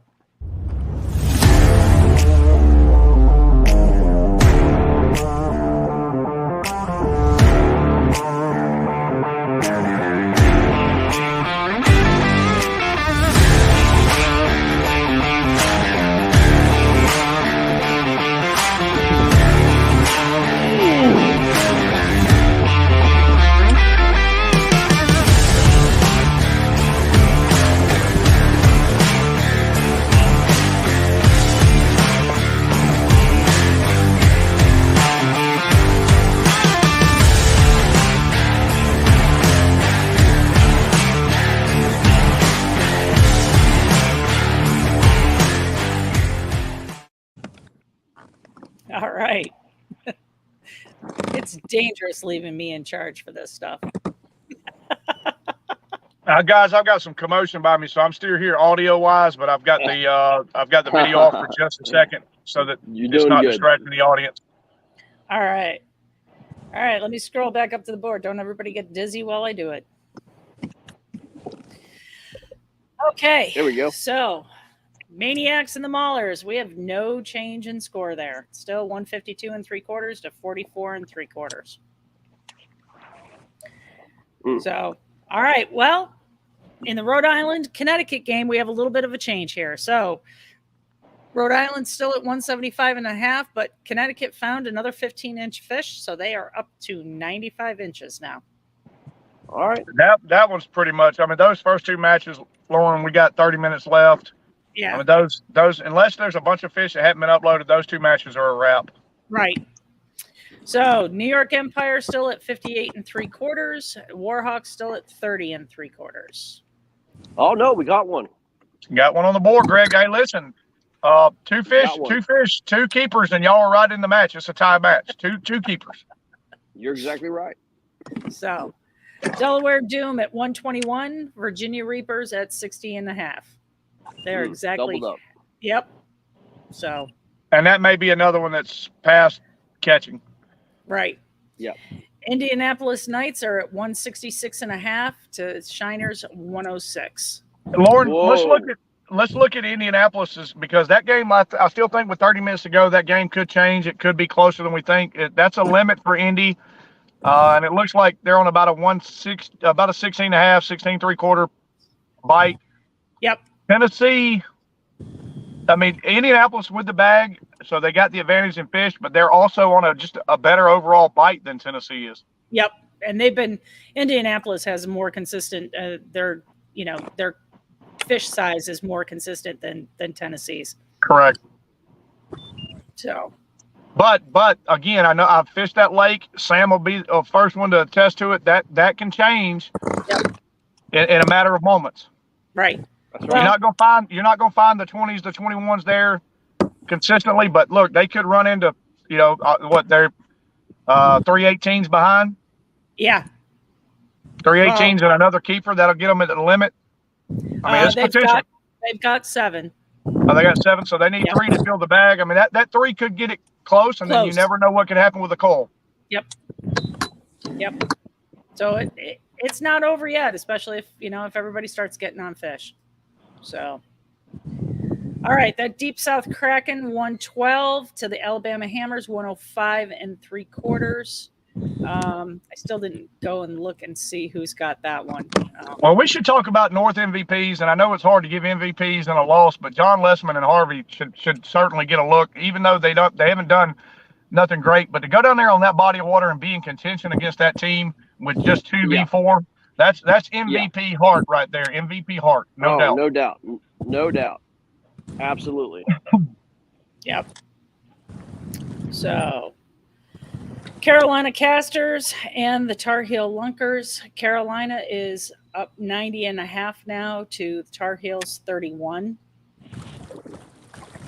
So that game's Carolina's put up more since the last time we looked at it. Tar Heel, you say Carolina Casters has 19? 90.5. They have 90.5. 90. Okay. 90. Okay. Yep. Gotcha. So they've put up some more fish because they were down around 60, I think. Right. So Florida Copperheads 159 3/4 to Coosa's 124 3/4. That could change real quick. Yep. And that's a 3v4 match also there. So. Yep. All right, Palmetto Punishers are now up to 185.5 against the Swamp Dockies at 115 3/4. They just put up a 21.5, a 19, and 17 3/4 that were not accounted for last time we looked at their scores. Yeah, so those calls are huge. I mean, just continue to create that separation. Yep. So. Motor City and the Southern Slayers. Motor City is now up to 174.5 to Southern Slayers 139.25. And Greg, on Monday we're gonna have a lot. I mean, that whole screen is gonna change on the playoff implications. Oh, it's gonna be incredible. Yep. I mean, yeah, it's gonna be all over the place. It's gonna be like an Etch-a-Sketch. Yeah, Just no doubt. shake it off clean and start over. Yep, that's it. All right. So on the Hogs and the Natural State Eagles are at 121 and the Arkansas Hogs are at 31.5. That game's just turning into a rout there. And shocking that both teams. Yeah. I expected both teams to have bigger numbers, but just to see that separation, wow. Yeah. Oklahoma Outlaws and Louisiana Hurricanes, 62.25 for the Outlaws and 18 for the Hurricanes. Another one that just, I mean, what do you say? I mean, just surprising at the lack of output there. You know, I mean, I know no Kamen Rasmussen for the Oklahoma Outlaws, but for the Louisiana Hurricanes, Levis Cassidy and Brad Case both being there. I'm not sure if Blake Hennigan's with them this week or not. Just surprised that they're just at 18. I wonder if that, to me, that sounds more like maybe a lack of signal for some people. Right. Yeah. Yeah. So that's one that we'll just have to kind of keep an eye on, after we get done broadcasting and see what happens with that one. So how are we looking overall? That was going to be my next question. I mean, Eric Palance has upgraded another fish. He looks like he's up to 161.75. I mean, that's But huge. Still, to see the top 10. I mean, again, we talked earlier, Lauren, Greg, the top 10. The last few weeks you've had to be in the 120s, 130s to be in the top 10. I mean, we're talking Harvey Pinson's at 10th with 73 inches. I mean, that tells you that there's a lot of fish not being caught across the board. Right. That's right. Right. Exactly. No doubt. No doubt. You got Jason Denise is sitting in 4th with 125. Chris Catucci's still up there. He upgraded. He's up to 131. Jason Broach, he upgraded because he's up into 133.25 now. Right. Barry Davis is sitting in 5th with at 101.20.25, and he's the last one that's up over 100. Chip Romanovich, sorry, Chip. He's at 99.5. And then it's a drop from there. Kevin Fox, who's having a great day today, is at 90.25. Well, Chip Romanovich, when we were at Indy, Chip Romanovich just absolutely spanked us by himself. And I've consistently said all season long, that Chip is like a silent assassin when it comes to these leaderboards. Like, consistency is key with him. Right. Lauren, we got Chris Bailey joining us down there from the Deep South Kraken. We finally got him on. Awesome. Chris, are you avoiding those gators still? Hey, all I got to say is I made the right move. I just pulled in a 20.25, and then right in front of me, another KFL angler pulled in a 20. So, well, there you go, man. Hey. Well, tell that KFA angler that those are our fish for our screens to get out of the way. Oh, he's a good buddy of mine. So we both brought one another good luck. So awesome, good to hear. Yeah. So. Chris, I couldn't be down there with you guys, but thanks for the hospitality. All the gratitude to you guys for taking care of our team and getting us taken care of. Hey, did you get to see some videos of last night, Keith? Say again one more time. Did you get to see any of the videos from dinner last night? I did. And I was even more saddened that I missed it. Hey, you come to Florida, we'll put you on a good time, I promise. So that's all I can say. I had a chance to meet Chris down there last time I was down there, man. Good people, man. We had. How you doing, Greg? Good, man. Good. Had a friendly down there, man. It was good stuff, dude. Didn't catch anything of size, but yeah, I'm glad you were able to get into the KFL, man. That was awesome. Hey, no, the Deep South Kraken, Randy, and the guys here they're great people. I'm very fortunate to have ran into those guys when I did. So.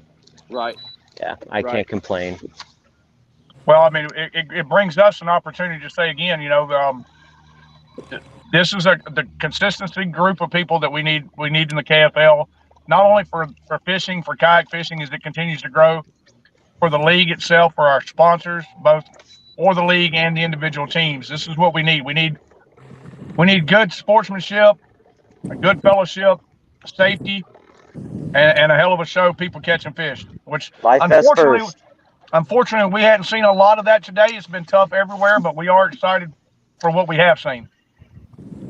Oh yeah, Yeah, no doubt, no doubt. ain't got much more time, so just trying to get one more. What a comeback, Chris, for your team. Oh, I know, man. Hey, so we all made I made a half a mile trek or over a mile and a half trek into this mouth of, it's called Shingles Creek. And when Oh, I yeah. tell you this, the water temp right now is 89 degrees. I moved about 200 yards into the creek, dropped down to 78 Good. in that creek. Wow. And I wasn't in that creek for more than 6 minutes when I locked in on the 20 and a quarter. But I was fishing what I'm comfortable with, man. Cypress stumps and those overhanging trees where there's some shade I was telling you about, Lauren. Yep. I killed it, but a lot of people are coming down that creek right now, and it was not a good place to be for the last 30 minutes. So I just went in there, got my big, and now I made it back out to the main. So, Okay. yeah. But it was fun. It was a good time for sure for that short amount of time. Now it's gone. TP, Todd Patrick, welcome in, guys. Tell us if you've been able to watch anything of the scoreboards and any of the matches today. Tell us a little bit about what you're thinking about what's going on and the lack of fish being put up and the battle your team has right there in Indy with those guys. The battle here, man, is I guess the fish just stopped biting today. Pre-fishing had been totally different. Had two guys go over 90. I mean, Aiden Darlington went over 91 inches in less than 2 hours yesterday. Oh my! But Aiden doesn't have service for some reason. I've reached out to him, can't get a hold of him. And I do know that Eric Siddiqui has two nice fish, but he's just fishing on because he knows that we got to get the limit to 10. But I do know that he's got two nice fish. But it's gonna also take a couple of calls to get. We got to get rid of those 14s and get some 18s to have a chance because I think they're in the mid upper 160s. Yeah, they were at 166 and 3/4 last we looked, Todd. So it looks like they're on a more consistent bite right now. But again, you guys have room for the bag and some opportunities for a call. Yeah, I mean, it seems like the bites have come in flurries. Earlier I watched Aiden catch 3 fish in about 30 minutes, and then after that it died off for hours. Yeah. Sam can attest to how the bite's been really finicky today. He even said something in our live stream multiple times about how stingy it's been, but congrats to Indianapolis on what they've done. They're chasing the number 1 seed with a win today. With the number 1 spot in the Northwest with a win today, no matter what Motor City does. And man, if they get this W, no other team more deserving. Well, but you guys still have some say so in it. You guys are not out of it. I mean, we talked about it throughout the whole live broadcast. We fully expected this match to come down to the last few minutes. You got a bunch of good anglers on that squad that's up there at Manitou, and they're going to fight until the whistle blows. Yeah. Somebody's yelling. They caught a big one. I don't know whose team they're on.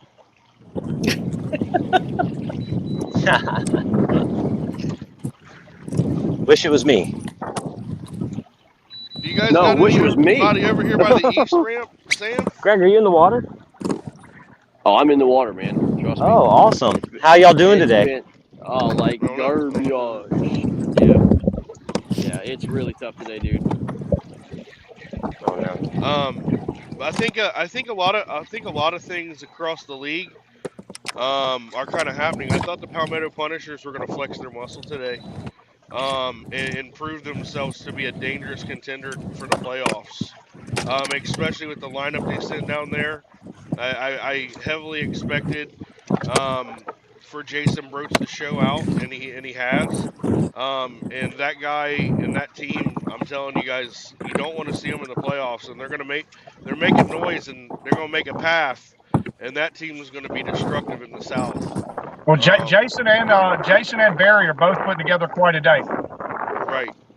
A lot of low totals across the league, it seems, this week. But then another team that was down and down and down, but we never counted them out because we knew the talent. Massachusetts Maulers, they're just doing what they got to do, and it's very special to see.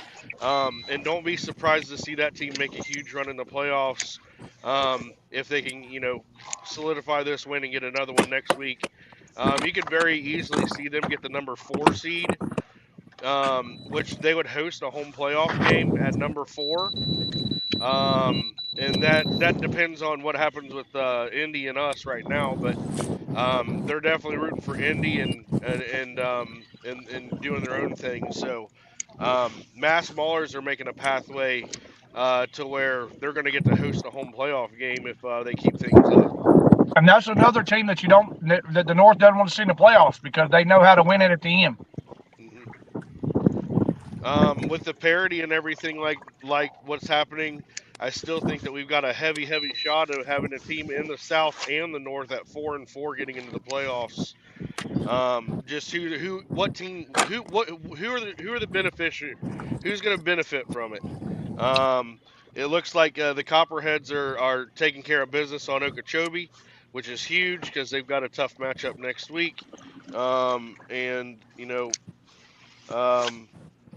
Mass Maulers are just standing out to me what they've been able to do and come on strong lately. Todd, tell us a little bit what you think about this new team out of Arkansas, the Natural State Eagles. They're out there putting a number on Arkansas right now. I picked them to win. Actually, I did. So did I. And I even in my power rankings that I had the Arkansas Hogs number 1 overall. They had a lot of backing for that. Coosa Kingfishers were right there with them. Hang on, let me turn off my drone, guys. My apologies. Todd's got it all going on.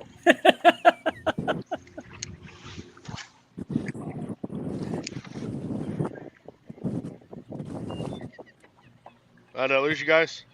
No, we're back. Nope, you're here. Okay. No, but what I was saying is with Coosa and Arkansas arguably being the number 1 seed, I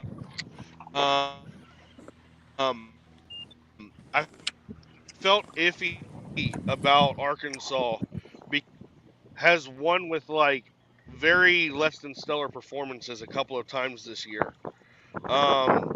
Last week with 90 some odd inches on their home body of water was very unimpressive and not, as a lethargic outing for the team. And Natural State's been full of energy, and that team's just come out and they haven't said a word to nobody. They just put their head down and grind, man. And it's been fun to watch. They're a fun team. They're a fun team, man. I mean, yeah. doing everything this league asks, in regards to, putting on a good show, just showing a good time and fishing well. It's good stuff. Oh yeah. Well, Todd, speaking of the Coosa Kingfishers, back-to-back games on the road, tough loss for them last week, and then they're Coosa's a team that I didn't really want to call out because I know that the caliber of anglers they have on their team, but Neely Henry is a huge advantage in this league. I've said, Greg, how many times have I said that? Yeah. And I think Coosa is kind of getting exposed a little bit with their road now, but I gotta hold that back a little bit because they only sent 2 or 3 down this week. Yeah, they sent 3.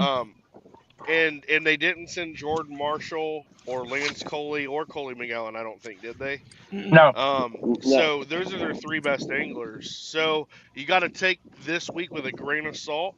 Don't put too much weight into it. And kind of maybe look at this as kind of like that they kind of took a pass this week, which I hate to say.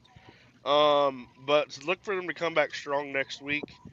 And then Greg, I mean, I'm on here face to face with you, man, and I'm not here to dog on anybody, but I think Washington's kind of showing what I thought Washington was.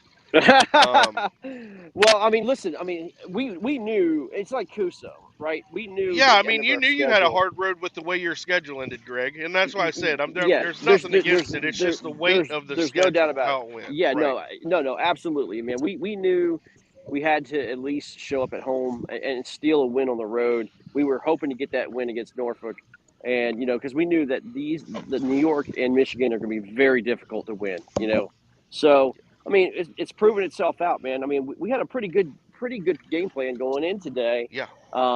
With our pre-fishing, we found something late yesterday, and guys, I'm just telling you, man. I mean, you could see it's shut down. I mean, I'm right now fishing now, which I never do. A 30-foot ledge.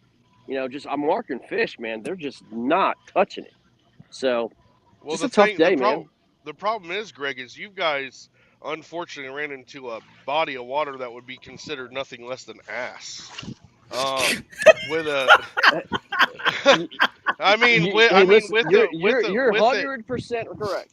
Well, and it's unfortunate for both teams because I think that it takes away from when you go to a body of water that's that bad or that's on an algae bloom or something like that. Yeah. You take away from letting your anglers perform for themselves, and now it's in the lake's hands. And when you do that, it's not really a true taste of what the anglers on both teams are doing, because I feel like New York and Washington are very evenly matched on a good body of water. That should have been Yeah. a game to watch this week. I agree with you, Todd. I think that should have been a must-watch game had it been on the right body of water. Yeah. But somebody has to win, y'all. Listen, here's the deal. Right. We're not Of making course. excuses. Of course. No excuses. No excuses, man. Somebody has to win. We just didn't catch enough dinks to overdink them. Well, I mean, that's right now. But I mean, when you're facing an algae bloom, that's something that's kind of out of control. And this is from the outside looking in.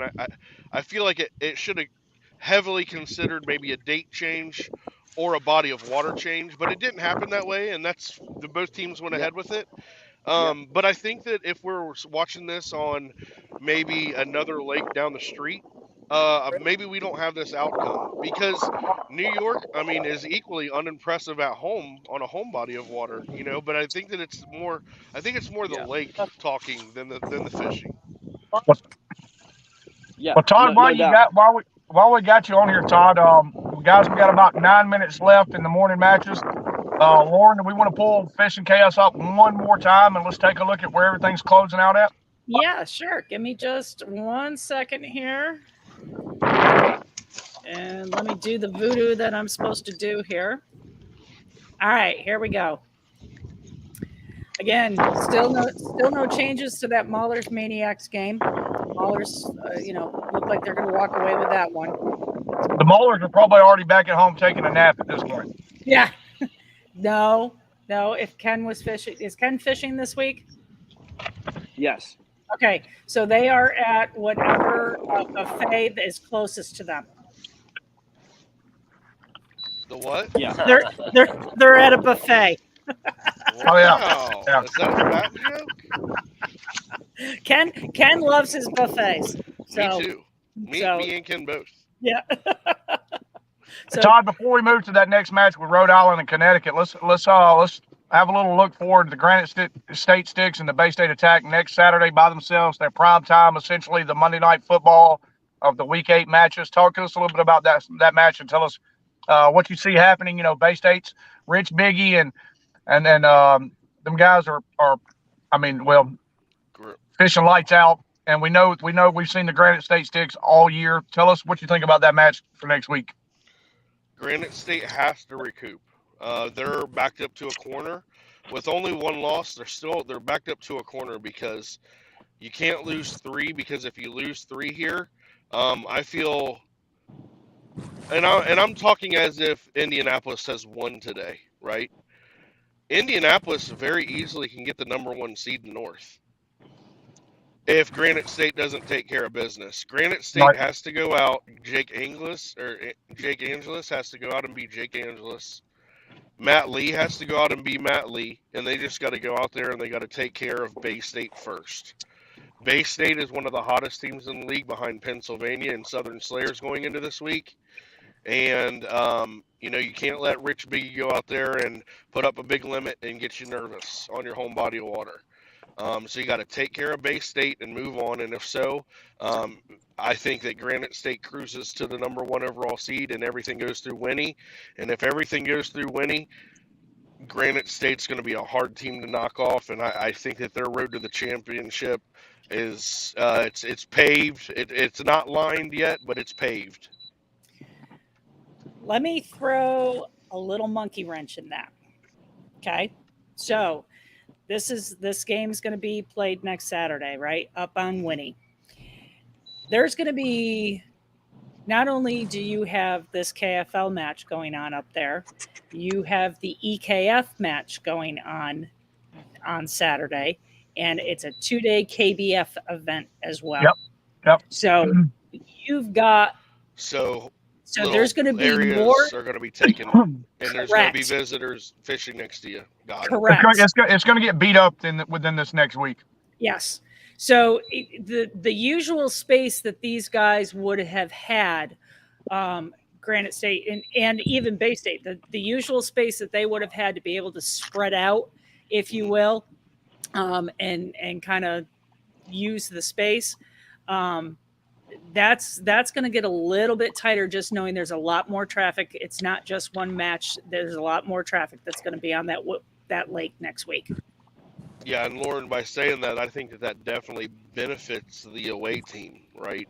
That takes away from the home team that has their spots. Like, I'm going here, I'm doing this, my fish are here, these are my pets, and maybe your pets are getting fished by Cody Milton and others. So, you gotta adjust, and this is going to be a good.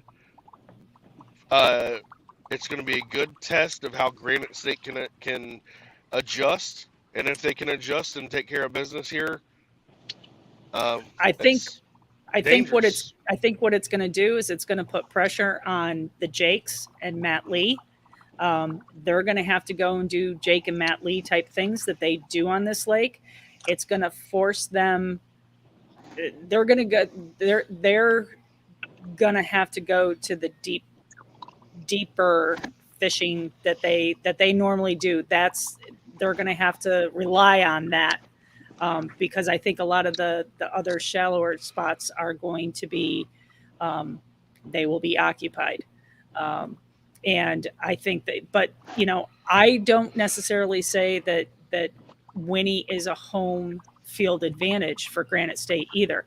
This is one of those lakes that gets fished so heavily by all the Northeast teams that Winnie can almost be home field advantage for any of the Northeast teams up there. Truly.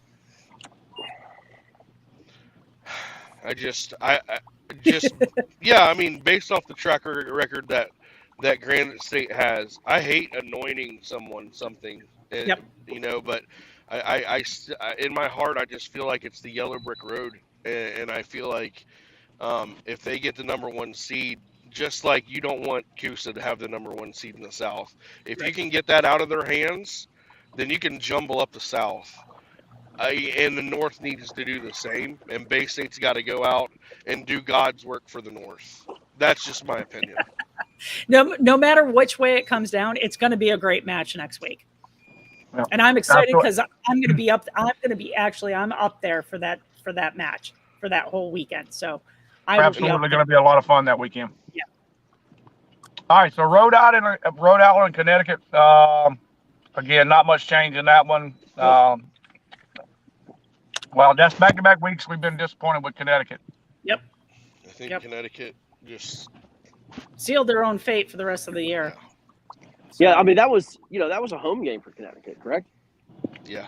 Yes. Home game and a must-win. But, I mean, that was, but Rhode Island, these point differential that they've got coming off this win, especially if they can upgrade this, guys. Rhode Island's doing everything they need, and they're just waiting on that little help, and that could be a team that gets in at 4-4. Right. Watch out. I mean, Rhode Island is not a team you want to see there. They grinded all year, and man, you don't want to see them in the playoffs either. That's the one team at 4-4 I wouldn't want to see in the North. Well, you've got a couple of them. You know, I mean, if the Maulers go 4-4, you know, that's another one. Yeah, but the Maulers have an opportunity. If I'm not, don't they have an opportunity to go 5-3? Yeah, they could finish 5-3. Yeah. Yep. Yeah. Well, Yeah, they go to Pennsylvania their last game on the Susky. So monster matchup. Yep. Yeah, that's do or die, and that's why I said, like I said, Rhode Island getting this point diff. My God. Yep. That helps. Sure does. All right, so we got the Empire and the Warhawks. Nothing has changed. Nothing has changed. But with a match this close, you're fishing. You ain't submitting fish. Nope. If you're catching one, you're throwing it back and you're casting. We're down to a minute. I mean, so Greg doesn't even have an idea on what is going on unless he can see all of his guys right now. So I have no clue. Yeah, no I mean, Grinder of the week. This could easily be a sneaky 62-58 game. I mean, we'll find out here in about an hour. A minute. Oh yeah. So, all right, Virginia Reapers, Delaware Doom. That score has not changed, I don't think. Still 121-75. And guys, that Delaware Doom, that's another one. Look at the point differential. That's another one that's gaining some speed going in that could finish 4-4 and could sneak their way into the playoffs and also could be dangerous. Yep. Another thing with this one though is on election day, this would definitely be called too close to call. Yeah. Because Virginia with three scoreable fish take the lead. So. Well, no, 4 scoreable fish. They take the lead. All right. Let's see. We're going to go to the Indy Knights and the Tennessee Shiners. And there's no change in the score there. There will be. Okay. Awesome. So we'll keep an eye out for that one. Because you said, Todd, your team's got 2 more fish, right? Minimum. Okay. Is that lines out, guys? Yeah, lines out. Okay. All right. Well, lines out in about 30 seconds. So, all right. So as we keep rolling, Alabama Hammers and Deep South Kraken. Kraken's up 112 to Hammers 105 3/4. Gosh. But listen, guys, I know, and I've said it 1,000 times, what a performance with John Lessman and Harvey today down there, 2v4. Our record being what it is, those guys went down there and said, you know what, it doesn't matter, we're going to go battle. I hate I missed it. I hate I'm not down there with them. Not sure it would have made a difference, but I would have loved to have been down there battling with my guys. Yeah, for sure, man. Get better. That's first and foremost. Take care of your health and get healthy. So next up is Carolina Casters and the Tar Heel Lunkers, 122 3/4 to the Lunker for the Casters, to the Lunkers 31 inches. And that gap got big quick right there, Lauren. That gap, because that match was a snooze fest all day long, and then Carolina finally just said, "Hey, well, here we go." Yep, it was, and that's just blown up. You're right; it's blown up in like the last hour. So, all right. The Florida Copperheads and the Coosa Kingfishers. Florida is up 159 3/4 to the Coosa 124 3/4. We'll see if that holds. That could be big for the standings in the South too. Yep. And listen, so we know if that ends and the Motor City Ambassadors and the Southern Slayers ends, this is a division match for the Coosa Kingfishers with a loss. The loss for the Southern Slayers, while yes, it hurts within their division, this is an interconference match, does not hurt as much as the Coosa Kingfishers loss in division. Right. Right. Right. And you've got Arkansas losing a division game at the moment right now with Natural State. So correct. So yeah. so much. It's going to be so much fun Monday to see where everything shakes out at. Oh my gosh, the standings are just going to be just wicked. It's the Etch-a-Sketch week. Oh, no doubt. So we got the Palmetto Punishers at 187.5 and the Sunshine State Swamp Donkeys at 115 3/4. What an effort by the Punishers today. What an effort the last few weeks. They just battle. Yep. And they've got the highest limit of the day too. So I mean, great job by them. So yeah, no doubt. Motor City Ambassadors and the Southern Slayers. Motor City's at 174.5 and the Southern Slayers at 139.25. And that one still could change. Southern Slayers does not have a bag. There's not a limit put up. We don't know if it's something could be off with a couple of the anglers. Who knows? I know a couple of them found some good fish, so let's see if that changes any. Yep. Well, and this one just keeps getting pulled further and further away. Natural State Eagles are now at 153 3/4 to Arkansas's 31.5. This helps flip Natural State's negative number to I think a positive. Yeah. Unbelievable. Yeah. And they're going to be 4-3. 3-3. 3-3. 3 for them. Yep. No. They're 4-3. 4-3. They have a winning record now.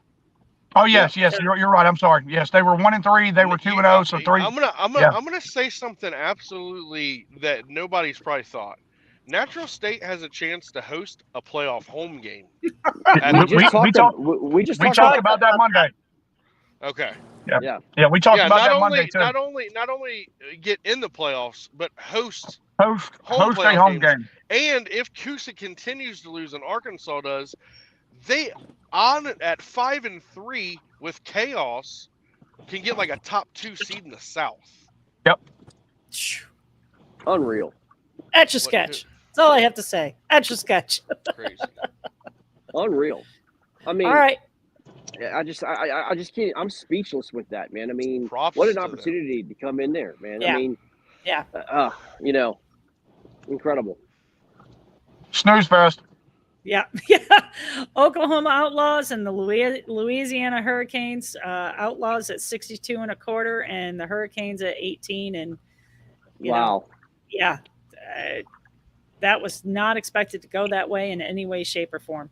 Absolutely. No, I mean, the low totals on both sides and the gap. I mean, again, let's just hope there's a lot of fish not uploaded. Yep. Yeah, because I mean that lake is a good lake. I mean, it's showed out the last couple weeks.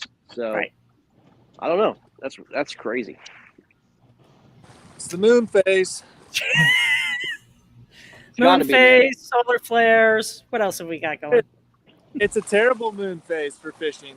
I mean, there was one short little peak at 8:30 today, and that was it. The rest of it was dead. So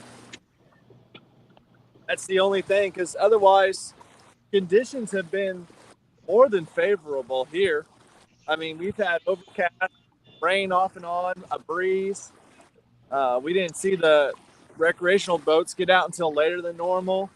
There was a 15-boat bass tournament, and they were really spread out, and they weren't on top of us like they normally are.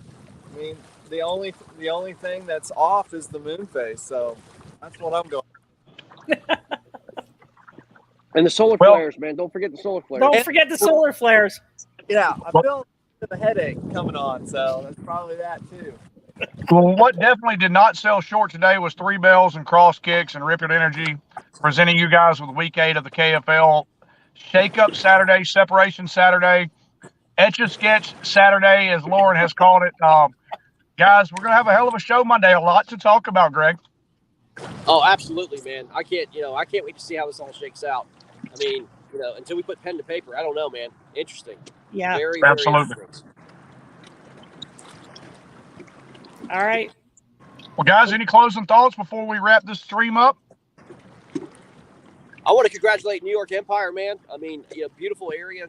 I mean, I had a great time. The people here are amazing. I just wish the lake showed a little bit better, man.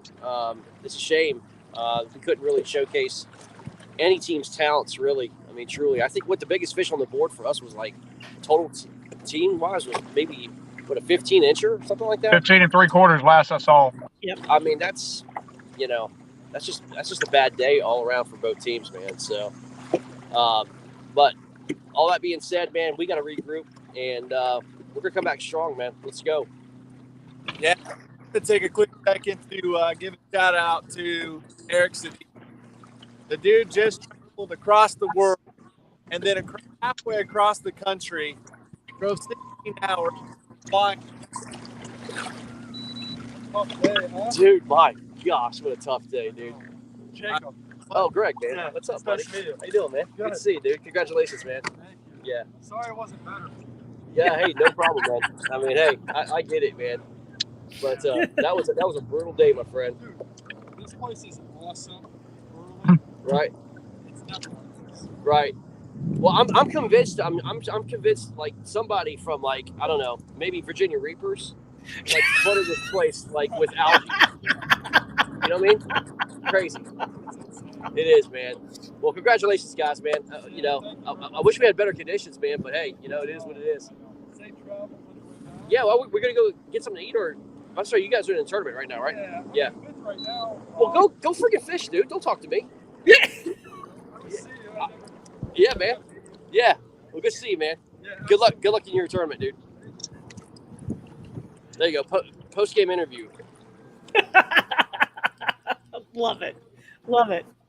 Well, what a time to be an angler. What a time to be a member of the KFL, man. The season coming to an end. We got a week left. The chase for chick is on.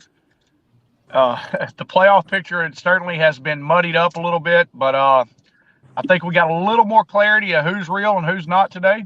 We got some teams that we weren't sure about that we're starting to have an idea is going to sneak in here and make some noise. And guys, we have 2 weeks to build up the last week of the season. It's insane. It's Yeah. going to be insane. It's what I mean? I can't believe it. You know what the funny part for me is that like this is week 8. Like holy crap, we're at week 8. It's like didn't we just start? You know, I mean, no, we did not. No. It's gone by so fast. You know, I mean, I can't doubt. believe that, you know, week 9 is, well, we have week 8.5 next week. And then week 9, the week after that, you know, on a holiday weekend. And I can't believe that we're here already. And, you know, the thing is that where we started, you know, in the beginning of the year, when we all started this, you know, we're at week 8. Hey, and y'all. the playoff picture is still not clear. And that wasn't something that we had anticipated. So it's from that perspective, that's awesome. It's awesome that we're still sitting here going, okay, there's makes and breaks still to be had. We talk about you know, League of Parity. Keith, we don't know who number 1 through number 6 is going to be on each side. We have no clue. Right. Now we know a combination of the teams that's going to be in those. Like we have an idea of who we think are going to be 1 through 6, but not in any particular order. No, and that's just crazy to me. You know, going into the last week, man. So perhaps, and it's wonderful. I mean, what more could we ask for? It's sports, what more can we man. ask for? That's what sports is all about. You know, if sports was predictable, it'd be boring. Right. We're at week 8 and nobody is locked in. Yeah, it's crazy, craziness, man. So well, guys, we're out of here. I'm just kind of in depression mode right now. I mean, you know, it's just, man, that was a bad deal, man. All the way around. I just, man, I just wish this lake showed out. You know, man, you know, because this lake could showcase every skill between grass, you know, ledge fishing, structure fishing, docks, everything, and it just didn't do it today. But what it did show, Greg, what it did show is you had to ask us was it lines out, which means you fished to the last cast. Right. And what we do is fishing. It's not catching. And yes, we know it's aggravating when we're out there, you know, 8 hours in the sun and we're getting beat down on. Yes, but guess how many people don't have the opportunity to do what we're doing? Correct. That's correct. So you're exactly right. You fished hard to the end. Look, it happens. Yep. It could be a lot worse. Yeah. Well, guys, You we're could out of be here, at man. you could be Thanks at for sticking work. with us today. Could be at work. All right, y'all. All right. Take care. Bye.